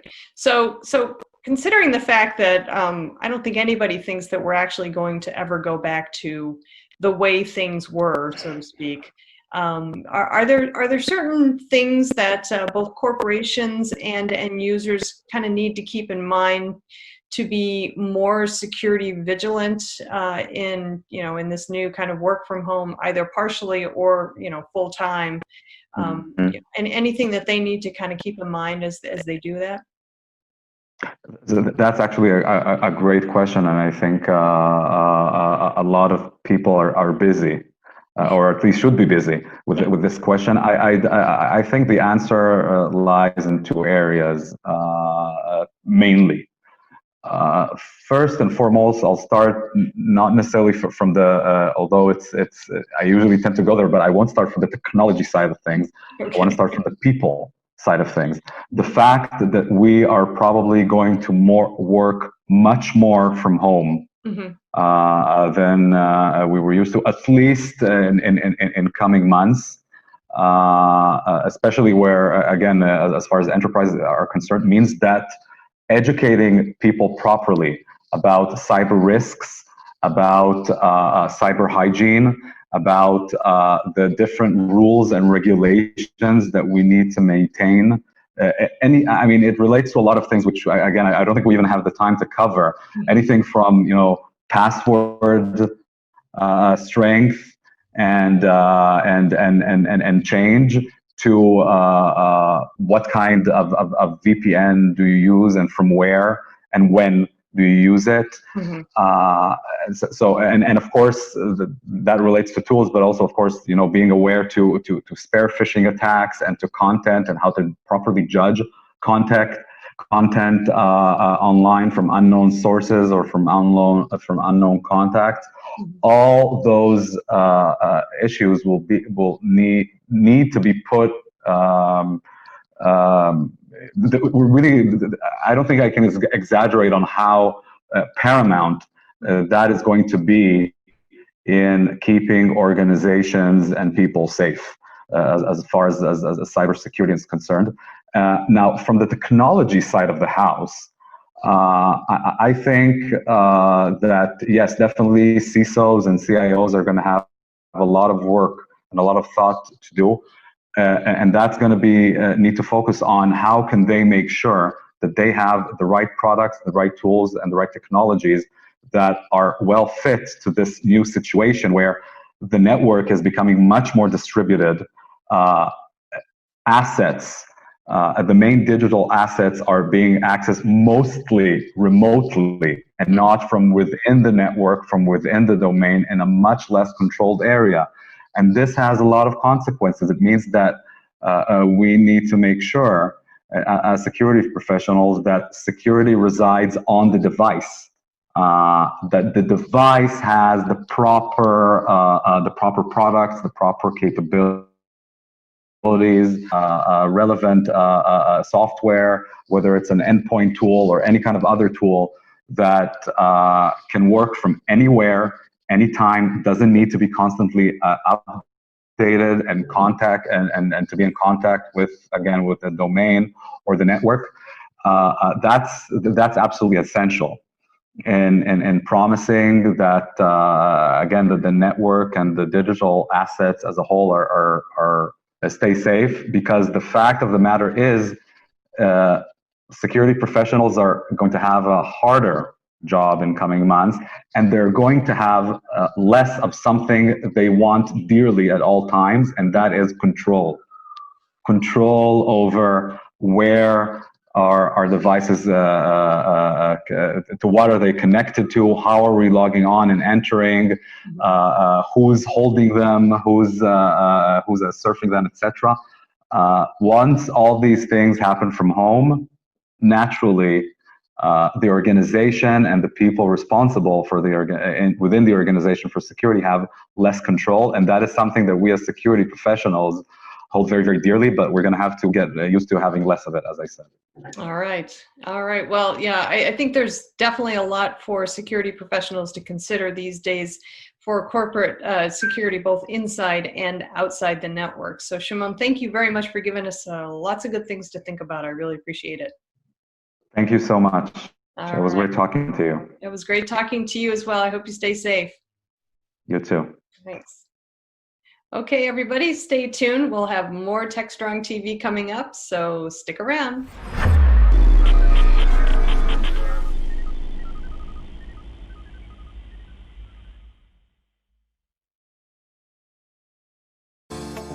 Disruption is occurring across every aspect of IT. Open source, cloud services, DevOps, and cloud-native software architectures are democratizing IT and radically transforming how business is done. The old ways of creating software and doing IT are being replaced with agile, flexible, faster, and cheaper methods, benefiting vendors and users alike. Accelerated Strategies Group is out to democratize access of industry expertise and knowledge. We use our expertise and experience to offer insightful, intelligent, useful information in a variety of formats relevant to the IT community, digital events, videos, reports, assessments, workshops, and implementation projects with tech vendors, IT organizations, and business leaders. We widely and openly share our work products, often for free. Analyst reports these days aren't worth more than a graph or chart that tells a story or illustrates a market trend.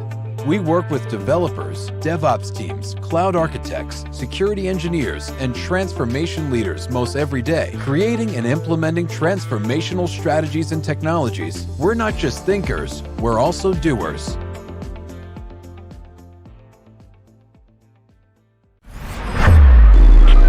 This is Digital Anarchist. Hey, welcome back, everybody, to TechStrong TV. I am Charlene O'Hanlon, Managing Editor at Media Ops, and I'm here with Thomas Johnson, TJ, who is the CISO at Server Central Turing Group, or SCTG. Hey, TJ, how are you? Hi there, I'm fantastic. How about yourself? Doing great. Great. Thanks so much for taking a couple minutes and talking with me today. Hopefully we can have a spirited discussion around disaster recovery and business continuity. Exciting topics, especially right now. Exactly. Exactly. So first, let's tell me a little bit about your company. Well, we are a consulting firm that can tap into a lot of resources that we have at our fingertips. We have retail or actually wholesale data center space in data centers throughout the world, so we can do on-prem, or actually not really on-prem, but in data center space, co-location, network, and then we can go all the way up to and through our AWS advanced partnership and do a lot of fancy and exciting things with AWS. So almost end-to-end infrastructure and systems.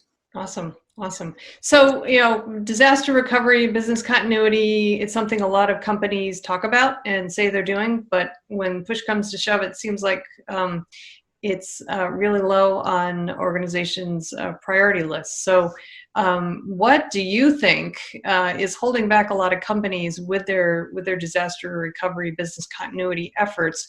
And you know, what can they possibly do better? Well, it's kind of interesting because I think if we had this conversation about 2 months ago, I think the conversation would be a little bit different. And right now, I think we're seeing a lot of businesses understanding the importance of business continuity planning. They either understand the importance or they are regretting that they didn't do something about it, right?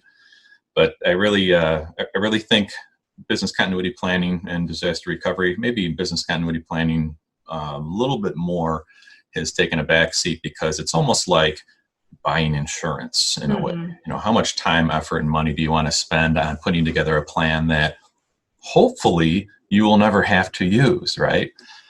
But I think right now, in this current climate, everybody is executing some portion of their business continuity plan, or maybe a vapor business continuity plan, if you want to call it that. So it's kind of an interesting time, and I think what's happening right now, unfortunately, is shedding light on the importance of business continuity planning and disaster recovery planning.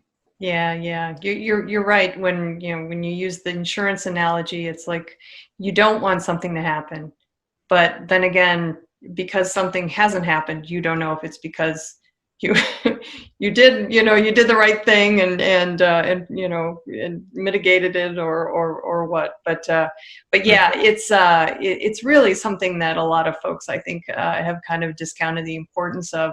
But because we are in this situation now, do you see a lot of companies that are kind of scrambling to kind of put together a business continuity solution for the quote unquote next time?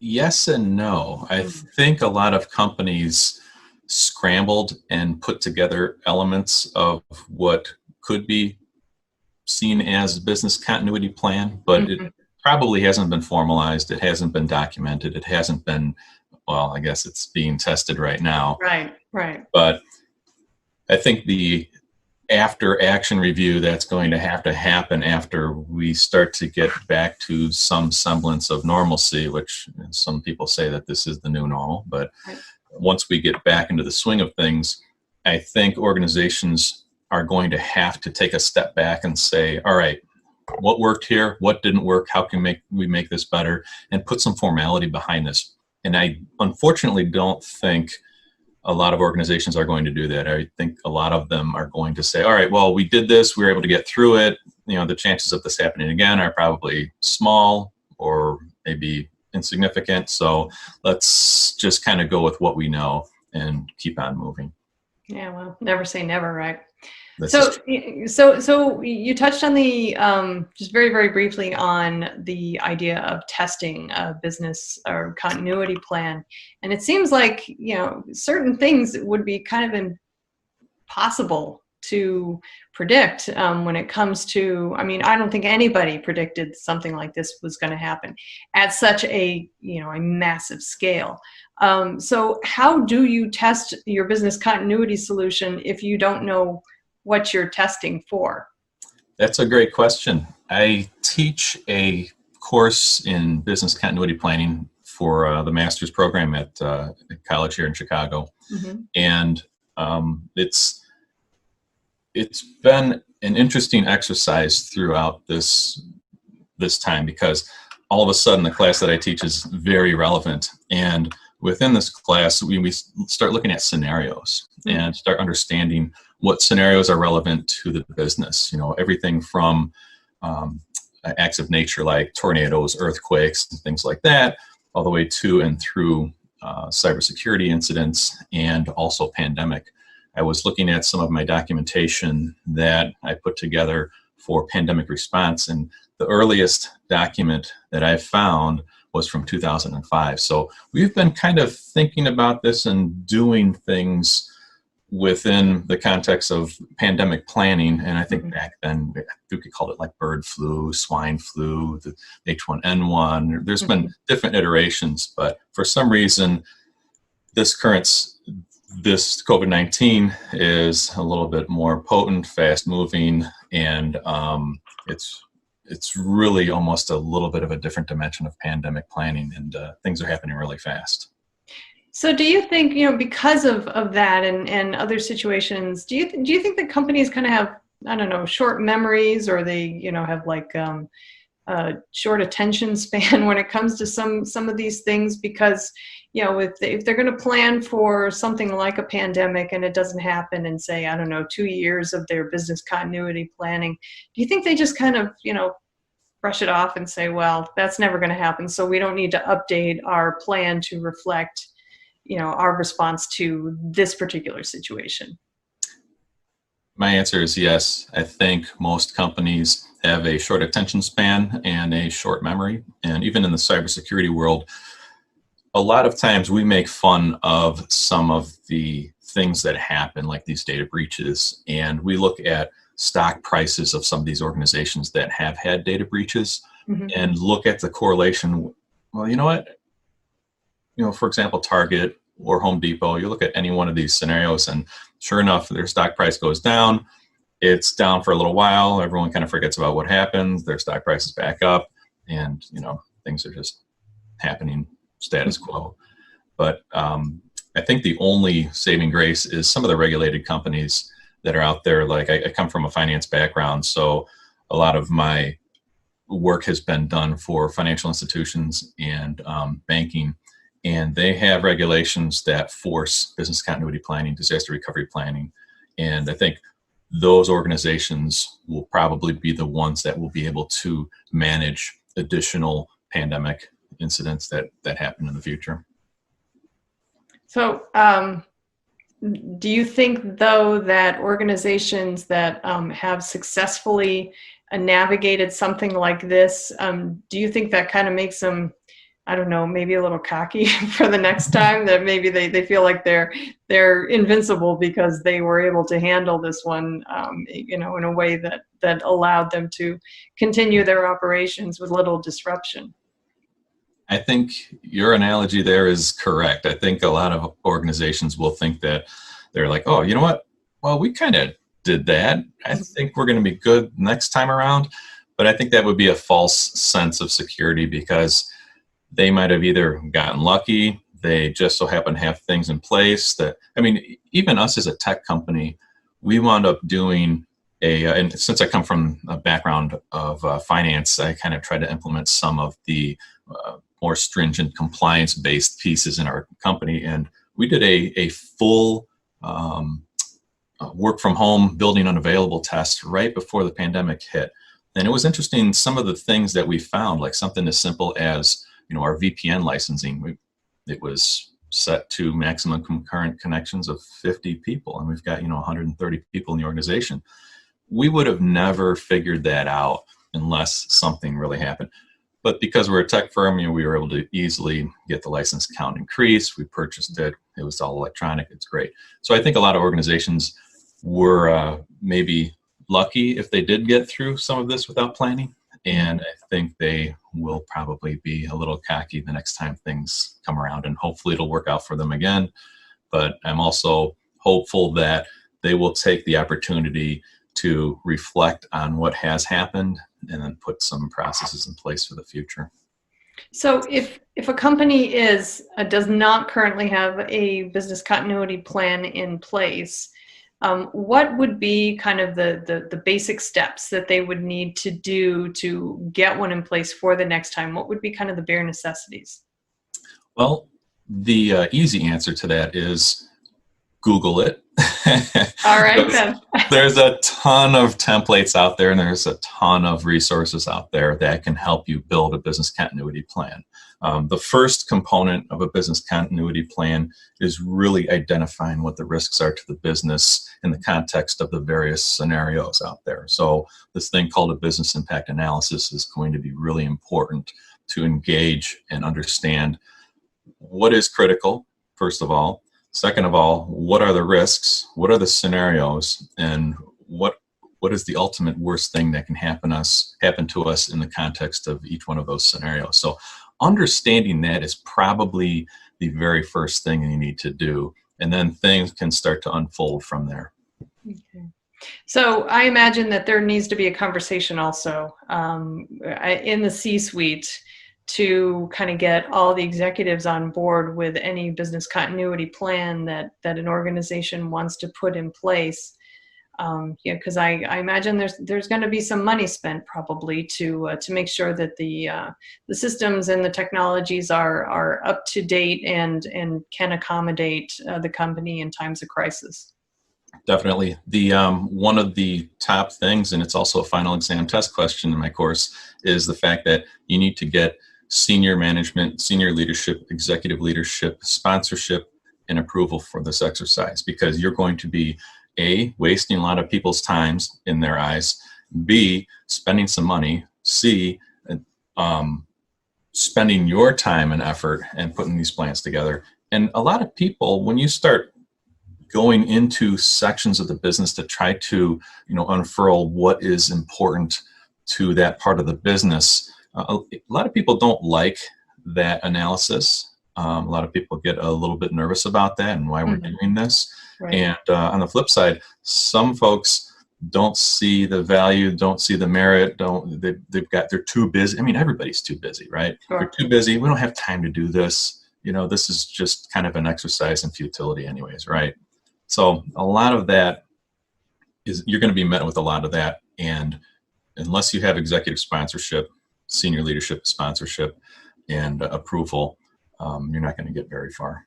All right. Well, it sounds like I might actually ace your final exam. So this is quite possible. All right. Hey, well, TJ, thank you so much for taking the time and talking with me. It's always an interesting conversation. You bet. It was great talking with you too. All right. Great. All right, guys, stick around. We've got lots more TechStrong TV coming up, so stay tuned.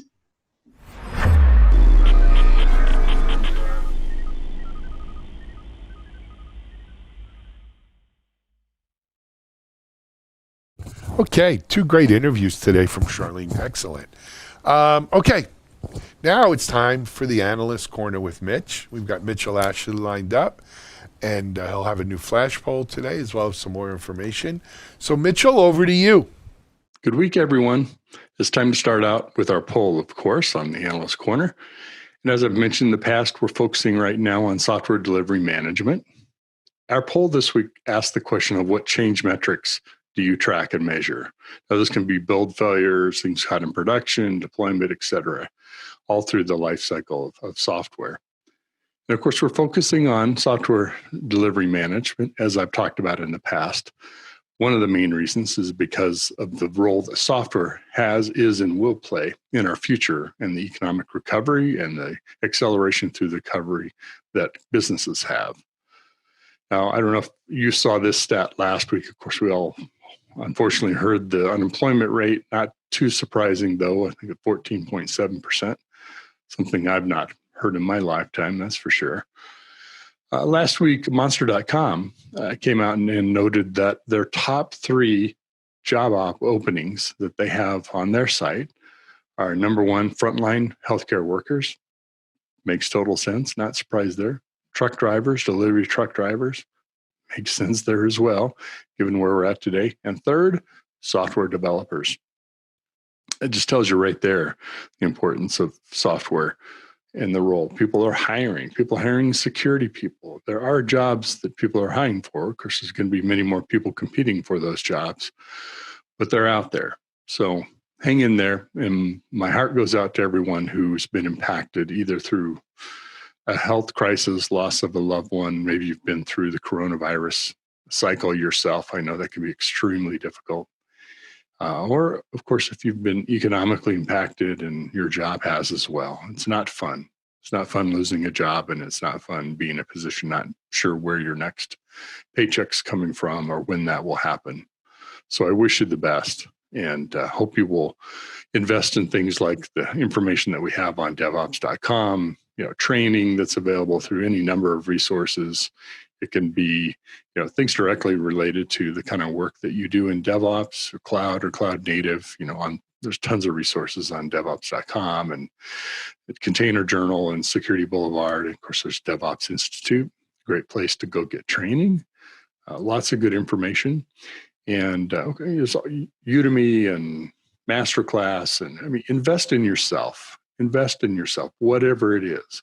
It could be you've always wanted to start a drawing or painting. It could be that you really wanted to spend more time cooking and learn some cooking techniques, take some classes, learn some more about, really the underlying, I want to say science, but underlying art and technique of cooking and creating taste. That might be something that kind of helps you lift your spirit, invest in yourself, and also can help you identify other areas that you want to invest in yourself.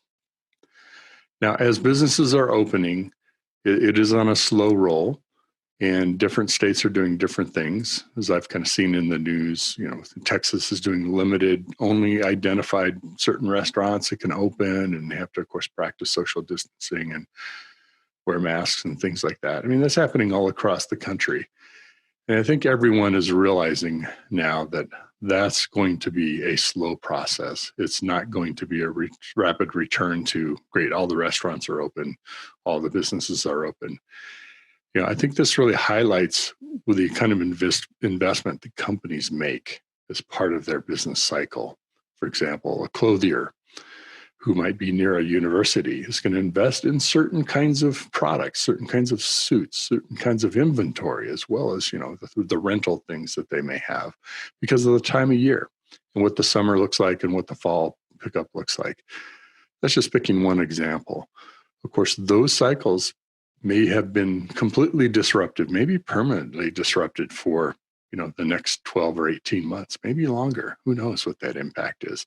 So it's an uncertain time because businesses are not sure what inventory to build in. And as they've kept inventory or had inventory on hand, of course, through being closed down or through the downturn in the amount of business that they're having with customers, it creates an environment of uncertainty and not sure what to invest in. Just like you would be uncertain in your own home and your own household is this the time to refinish the basement? Well, maybe not. Maybe you're going to hold back and kind of keep that cash on hand. Or maybe you don't have the cash because you're planning on a bonus coming or something later in the year. It really disrupts all those cycles. And that means that everyone's going to be going through, I don't know if I'd call it a settling period, but it is a series of, now that we can do this, what am I willing to do? Now that more things are available to us, am I comfortable going out into society and going into a restaurant? There was a really interesting article, I believe it was in Forbes, if I remember right. It was someone who just had recently taken an airline trip. And it wasn't a great experience, wasn't expecting a great experience, of course, but the biggest discomfort from that experience was the sense of everyone around the author as a reporter that was writing this article, and the sense of all the people and just kind of looking at each other is that someone who could infect me? If I have to sit next to someone, in this case the airline forced him to sit in his seat next to someone and then moved him. But that ensued a whole confrontation by the person already in that row who didn't want somebody next to them. So it's a unfamiliar and difficult environment sometimes for folks as we're re-entering some of those normal behaviors that we've had in the past. So while protecting ourselves with our own safety, our own health, our own economic status, or rebuilding that, whatever that is. The thing I would mention again that I've talked about in the past is compassion. We needed compassion when everyone was moving into a work from home environment, and suddenly some people who had not worked from home are adjusting to that. I mean, it's a big change. Daily life is showing up in business. Kids pop up, wanting some milk or help with something during a Zoom call, or you need to attend to a delivery or something happening in the middle of what would be a normal business activity. You wouldn't have that kind of disruption. Show some compassion. The same is true as we re-enter society in whatever ways we do that. Now, some folks may stay at home largely for most or all the time, especially if you're in one of the at-risk categories. Others will venture out. But I know in our own experiences with our family and the people that I work with, there's varying levels of discomfort just with other people's behavior. They're not wearing masks. They're not practicing social separation. The business isn't doing things that they might do, like marking off places to stand, maybe marking off aisles and directions and things like that.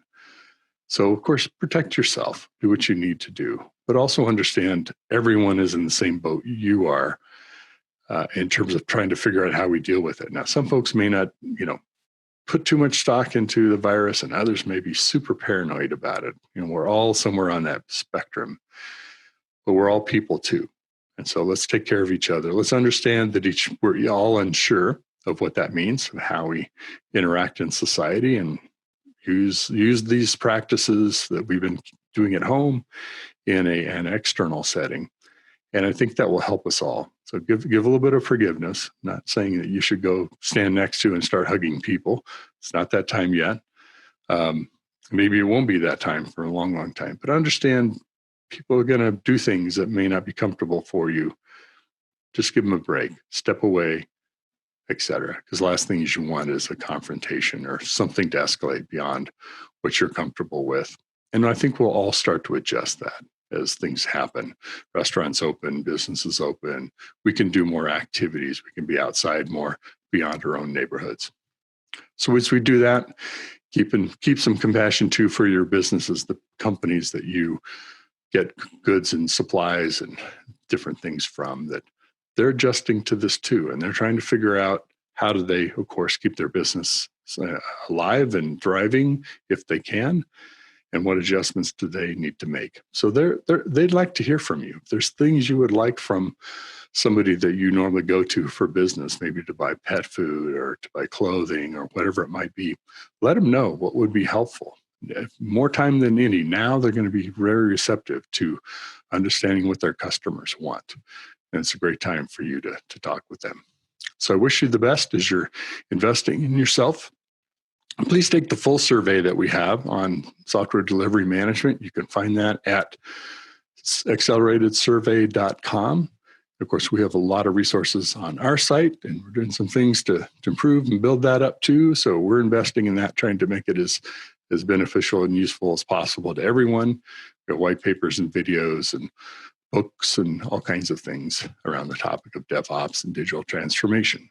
So I hope you'll follow along. There's some other fun, creative things, like, for example, one of our analysts, Bob Resselman, who's a writer and educator and software architect, software creator. He's created a comic strip, kind of a graphic novel version, all around microservices. And I believe it's actually showing up on the Security Boulevard.com site. So you can check that out. Also note that I have several webinars that I'm going to be doing, and I welcome you to join me with that. I have one this Wednesday coming up, which is the 13th, I think it is. Also one on the 21st and another on the 27th.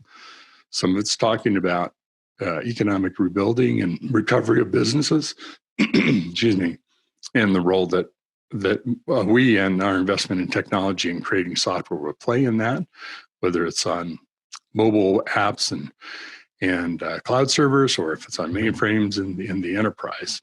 And also the security that we have to think about going forward, and what kinds of concerns might the new next normal, whatever that is, present to us in the path as we go through that. And we're also talking about the people of DevOps, the humans of DevOps, and how we support each other and provide training resources, investing in our own skills and capabilities as we journey through this process. So I wish you the best. Thank you for listening, and we will see you later in this week. Please join me on one of those webinars. You can find them on devops.com. Hey everyone, Alan Schimmel, CEO, founder of MediaOps here. I want to personally invite you to join us on June 4th for 12 hours strong of TechStrong. TechStrong Con is our conference that we're putting together. You know, the tech industry is so built, and it was such an integral piece of our existence and identity of going to so many conferences, communicating, collaborating, networking, seeing your friends in the industries, your peers. And you know, just because we can't get together in person anymore, we can certainly do it virtually. We've been doing virtual events at MediaOps for 2 years. We think we've got them down. It's, you know, it's a really immersive experience. But what I'm really excited about with TechStrong is, you know, my friend John Willis, my partner in Digital Anarchist, John's put together an amazing lineup of speakers. I think unlike any you've seen at a virtual DevOps, cloud native, DevSecOps or cybersecurity related conference before. Check it out. Go to techstrongcon.com. Registration, attendance is free, but space is limited. We hope to see you there. It's 12 hours all day, June 4th. techstrongcon.com. Stay well, stay healthy, stay strong. TechStrong. Thanks, Mitchell. Great stuff. All right, rounding out today's show, it's our channel roundup. Get that rounding? I see what I did there. And it's our friend Mike Vizard, who handles channels. And Mike has a guest today, Dmitry. I'm going to mispronounce this name, but it's Aryapodov. He's VP of Platform Architecture at SonicWall. Some good information there. Mike, take it away. This is Digital Anarchist. All right, welcome to yet another edition of an interview with a leading light of our industry. Welcome, Dmitry Aryapodov. Hi. How you doing? Good, thank you. Dmitry is with SonicWall, and SonicWall is talking about this new idea called boundless security. So I'm hoping you can explain that to me a little bit, since I'm not quite clear what that means, but jump right in there. Absolutely. So it's actually something that we started working on in the middle of last year. And the concept of the boundless cybersecurity model is to help businesses basically break free, work in a hyper-distributed environment where, there is no more perimeter, people are working anywhere. And the timing, of course, was interesting in that we launched it a few weeks before the full effect of the pandemic hit. And I think this accelerated the messaging and actually the messaging around this, and it became much more resonant because we are all hyper distributed right now. So I'm working from home. 100% of businesses are 100% mobile. So this actually fully coincided with the messaging of boundless cybersecurity. And the idea again is, how do we provide security in a hyper-distributed world? Know the unknown, gain visibility, and at the same time provide disruptive economics. And I can deep dive into some of those, but that's kind of the high-level view of it. Yeah, let's get into how that works a little bit, because the cybersecurity people themselves are working from home, so they can't really push stuff out from the office anymore, and all the employees are working from home. So how do I navigate all that? Yeah, there are several challenges that have become extremely, quote unquote, real in the past 2 months. And remote access, remote work. So for example, VPN business, which was kind of considered to be it sort of became a quiet business because especially with adoption of cloud services over the past decade. And all of a sudden, we've seen VPN business just boom. I mean, for obvious reasons, because again, suddenly instead of having 10% or 20% of your workforce be remote, you have 100% of your workforce be remote. And now businesses face this challenge of not only enabling over the weekend 100% mobile workforce, but also doing so securely. And this brought in a plethora of challenges, such as, for example, I'm a security conscious individual. I have a certain level of security in my house, but effectively as an IT administrator, everybody's home network effectively can become your problem now, right? Whatever Linksys router from 15 years ago running Linux kernel 2.4 with all the vulnerabilities is now part of your problem. So how do you secure that? And many businesses couldn't just hand out laptops to every corporate image, fully patched, all that laptops to everyone. So they're forced to allow employees to work from their home devices. So now, again, how do you not inherit the IT problem and the Windows 7 unpatched laptop from home? How do you not inherit the security problems with that onto your network? So a lot of that has really surfaced to the top of the discussion over the past 2 months. And what am I doing? Am I pushing out a perimeter firewall to the edge, or how does this all work? Just walk us through it a little bit. Sure. There are several approaches, and I like talking high level, but I also really like discussing things kind of where the rubber meets the road. And I typically have these discussions with a public service announcement. Kind of whoever you're using, there are two things you absolutely should do: is two-factor authentication right away, right? Because you now have people logging in from uncontrollable devices. The username and password of the least security conscious person in your organization is effectively your perimeter now. But let's let that sink in. The least security conscious person in the organization, their username and password, if they get phished, if those credentials get stolen because they have some sort of malware on their home PC, if you don't have two-factor authentication, that's the way into your systems now remotely. I, as a hacker, can just get those credentials and log in. It was true before, it's just accelerated even further now because of the 100% mobile workforce. There's another thing where, I read a lot of advice between system admins on the forums. Don't open up remote desktop. Just don't open up ports directly. So some of the things that you can do is allow very granular access, granular VPN. I know this word gets thrown around a lot, but there's a difference between, for example, opening up a full tunnel, like I'm at home, and allowing me to build a full tunnel to the corporate network, right? That effectively allows anything at my house, whatever the dirty computers that my kids might have, et cetera, to travel into the corporate network. Another way to do this, and to completely isolate the client and not worry about that old Windows 7 laptop, is to give, for example, an HTML5 RDP session into the network, right? Because it's RDP5 and HTML, there's only a single TCP connection that goes through a very controlled, it's only from this device over to a specific resource. There's no drive mapping or anything else like that. And you know that even if the user, if you add that with two-factor authentication, you now know that even if the user is logging in from a virus-laden laptop, whatever, right? Whatever they had at home, you are not exposing your corporate network to that risk. Does that make sense? Gotcha. That's just one of the highly tactical, but something that people can grasp onto right away, things that can help. And of course, then we talk about having nice endpoint clients. We talk about cloud application security with their businesses who have 100% of their resources in the cloud. So this VPN conversation is alien to them.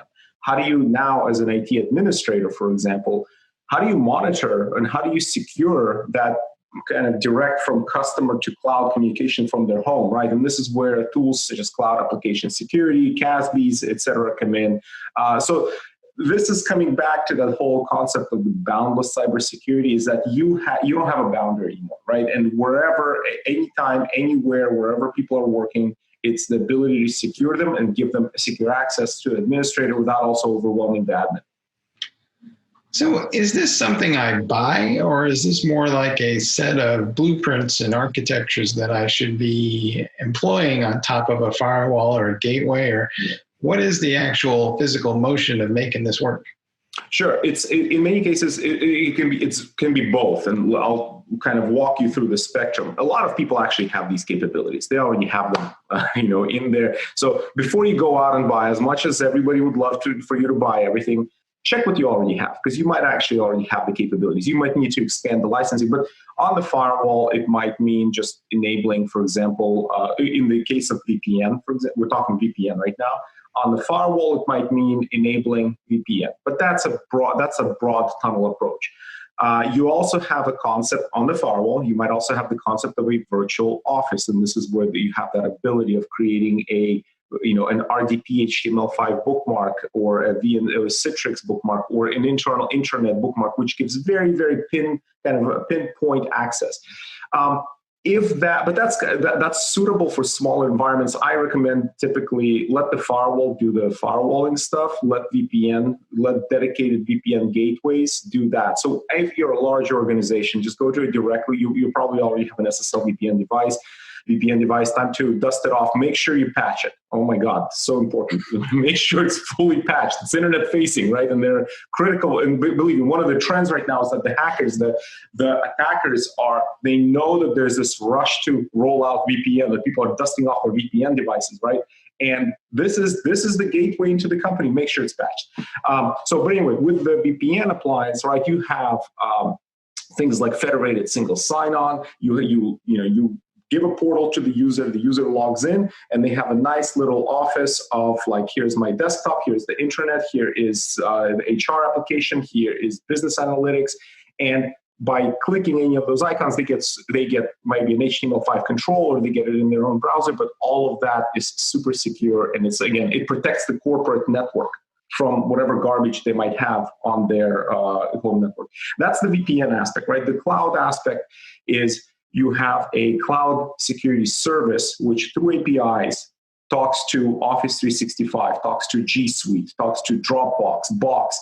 And anytime that a user connects to that cloud service, they work in the cloud through APIs, they're constantly talking. So any action that Dimitri, the user, takes on Office 365, Office 365 checks with the cloud security service, is this okay? Dimitri just uploaded a file to MS Teams, or like, for example, to Office. Is this file infected? Dimitri just uploaded an Excel spreadsheet. Are there social security numbers in the spreadsheet, right? And because they're talking through APIs, the security service can actually go in and remediate instantly, delete the virus-laden file, remove and notify the administrator if there's a DLP violation. So that's on the cloud application security. And obviously on the client itself, there are advanced AV clients integrated with ATP capabilities. That's more of a last line of defense on the endpoint client. So we talk VPN, cloud, and client. Okay. Do you think that a lot of organizations are going to revisit these architectures? Because to your point, they did try to roll this stuff out over the weekend, and they're probably discovering that the VPN maybe doesn't scale, the gateway or the firewall is being overwhelmed. How do I kind of go back in if this is going to be the new normal? Because we may not ever be back in an office full time, or a lot of people are certainly going to be working from home for the foreseeable future. So is there a way to kind of go in and retrofit this stuff quickly, or what's involved?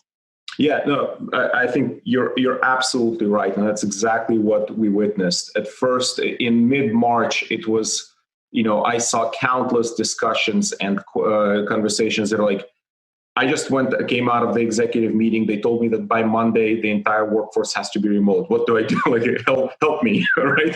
So we're past that phase. And I think, the customers and the companies that I speak with right now they're more like, they're past that rush, the initial rush. And their capabilities for spiking up the licenses, that initially are developed for things like blizzards, and now we're in a super, super extended blizzard, right? And now that you're exactly right, now they're going back and they're kind of delinting the rollout that they did. So if it was just make everyone operational in the first phase, now they're going back and all the things that I talked about, especially the things like tunnel versus just precise access to a specific desktop or a specific application, that's exactly what they're starting to roll out. The advice, one of the comments I had from a customer was like, I was interviewing them and they said, Dimitri, all that advice about have a fully patched Windows 10 system with endpoint control, that sounds great in theory, but that's not reality. Because again, we just sent 3,000 people to work from home and with whatever they got at home. So what they're doing right now is if they gave them broad access on all those home devices, now they're narrowing it. Now they're, one other customer that I spoke with is, this is also a good time to think of how your IT infrastructure is going to look differently on the, going forward. For example, this was a large university in Europe, and he said he had previously, out of about 50,000 users on the network, students, faculty, researchers, everyone, they had about 1,000 daily active users of MS Teams, 1,000. In a matter of 2 weeks, they went to 25,000. Okay. And he kind of said, like, when we come out, I'm starting to rethink of where we invest in our infrastructure, because going forward, that's what people will be using, right? And he kind of uses this example of, I have old professors that are using Office 97 who just got forced to using cloud services and they actually like it. So this was like a forcing function to move them forward. And now he's thinking, okay, I no longer will have to support certain things that might have been on-prem. Now I have to move things more either into cloud or make them remotely accessible. I have to beef up my remote access capabilities. I have to make sure that whatever licensing I have for the cloud services is sufficient. If there's access to on-prem, I have to make sure I have sufficient bandwidth, because whatever was accessed from LAN is now being accessed remotely over WAN, right? You don't want there's certain, I mean, these are kind of at the 1,000 foot level type problems instead of 10,000 foot problems, but these things multiply. You've got 10,000 people that run into a grind or congestion, and that becomes the experience, and that becomes unpleasant. What do you think is going to be the role of SD-WANs as we go forward here, and how does that come together with firewalls and security? And will there be, for that matter, more convergence of networking and security management?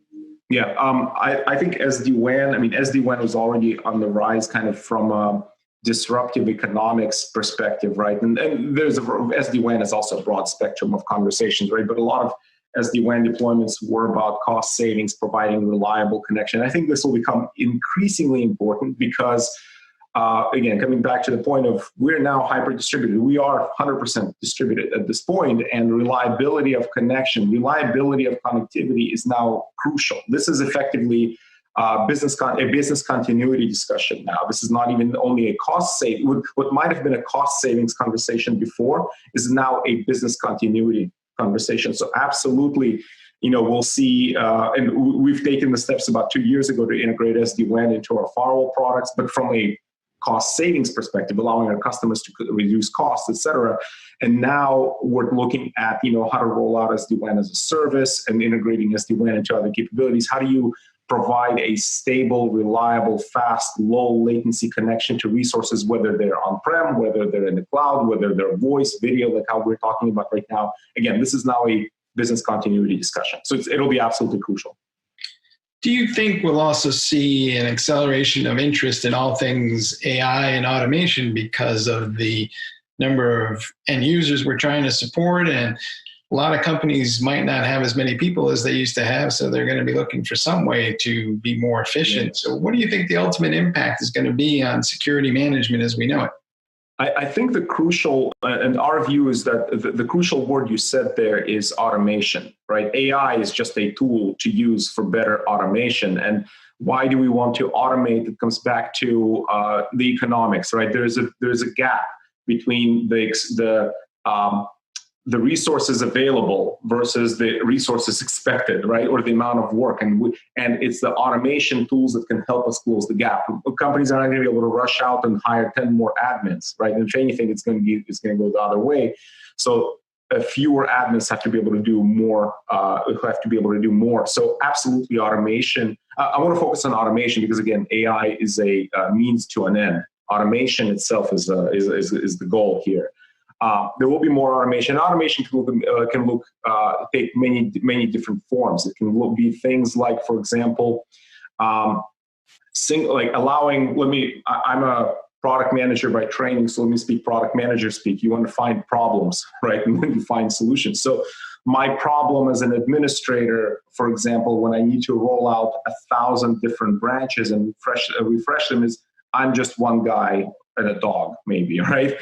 How do I do this in a scalable manner? Well, wouldn't it be not? And by the way, this is one of 13 solutions that I might be responsible for.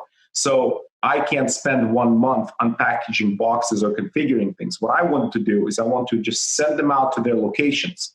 And I'm giving you a specific example that we're doubling down on. I want to send out Office in a box. I want to send out everything that an infrastructure might need at a branch or a retail location, and I want it all to phone to the cloud, phone home, come to my management console, and I'm just sitting, drinking my coffee in front of a management console, creating templates, and I see the devices pop up, and I say, oh, everything in California should take these rules. Oh, these units are in Germany. Well, there's a different regulatory domain. They should take these templates, right? And I just see this is part of automation, right? Where we call it zero touch and centralized management, where the entire infrastructure just works beautifully together through a single pane of glass, zero touch. And what the end result is obviously cost savings because I don't have to hire 10 more people, but I as an admin can actually get my job done, right? I take half a day to pre-configure the templates, pre-configure everything, and then everything else just happens automatically, right? And I don't have to, so that's one. I mean, obviously to some other people, automation may mean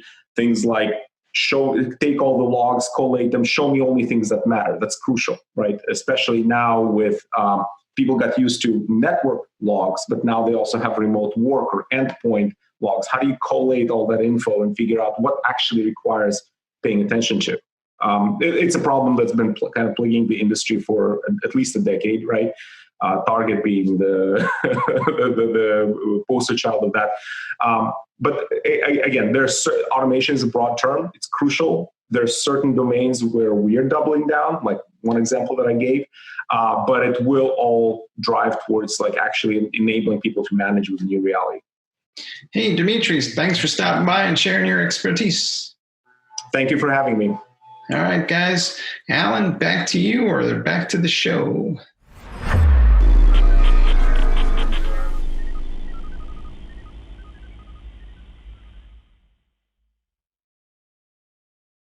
SecurityBoulevard.com is the leading resource for news, analysis, and education on challenges facing the cybersecurity industry.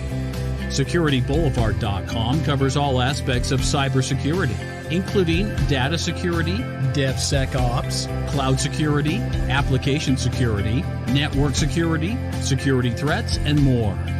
SecurityBoulevard.com has the largest selection of security content, featuring breaking news, blog posts, podcasts, and more. Visit www.securityboulevard.com to learn more. SecurityBoulevard.com, home of Security Bloggers Network.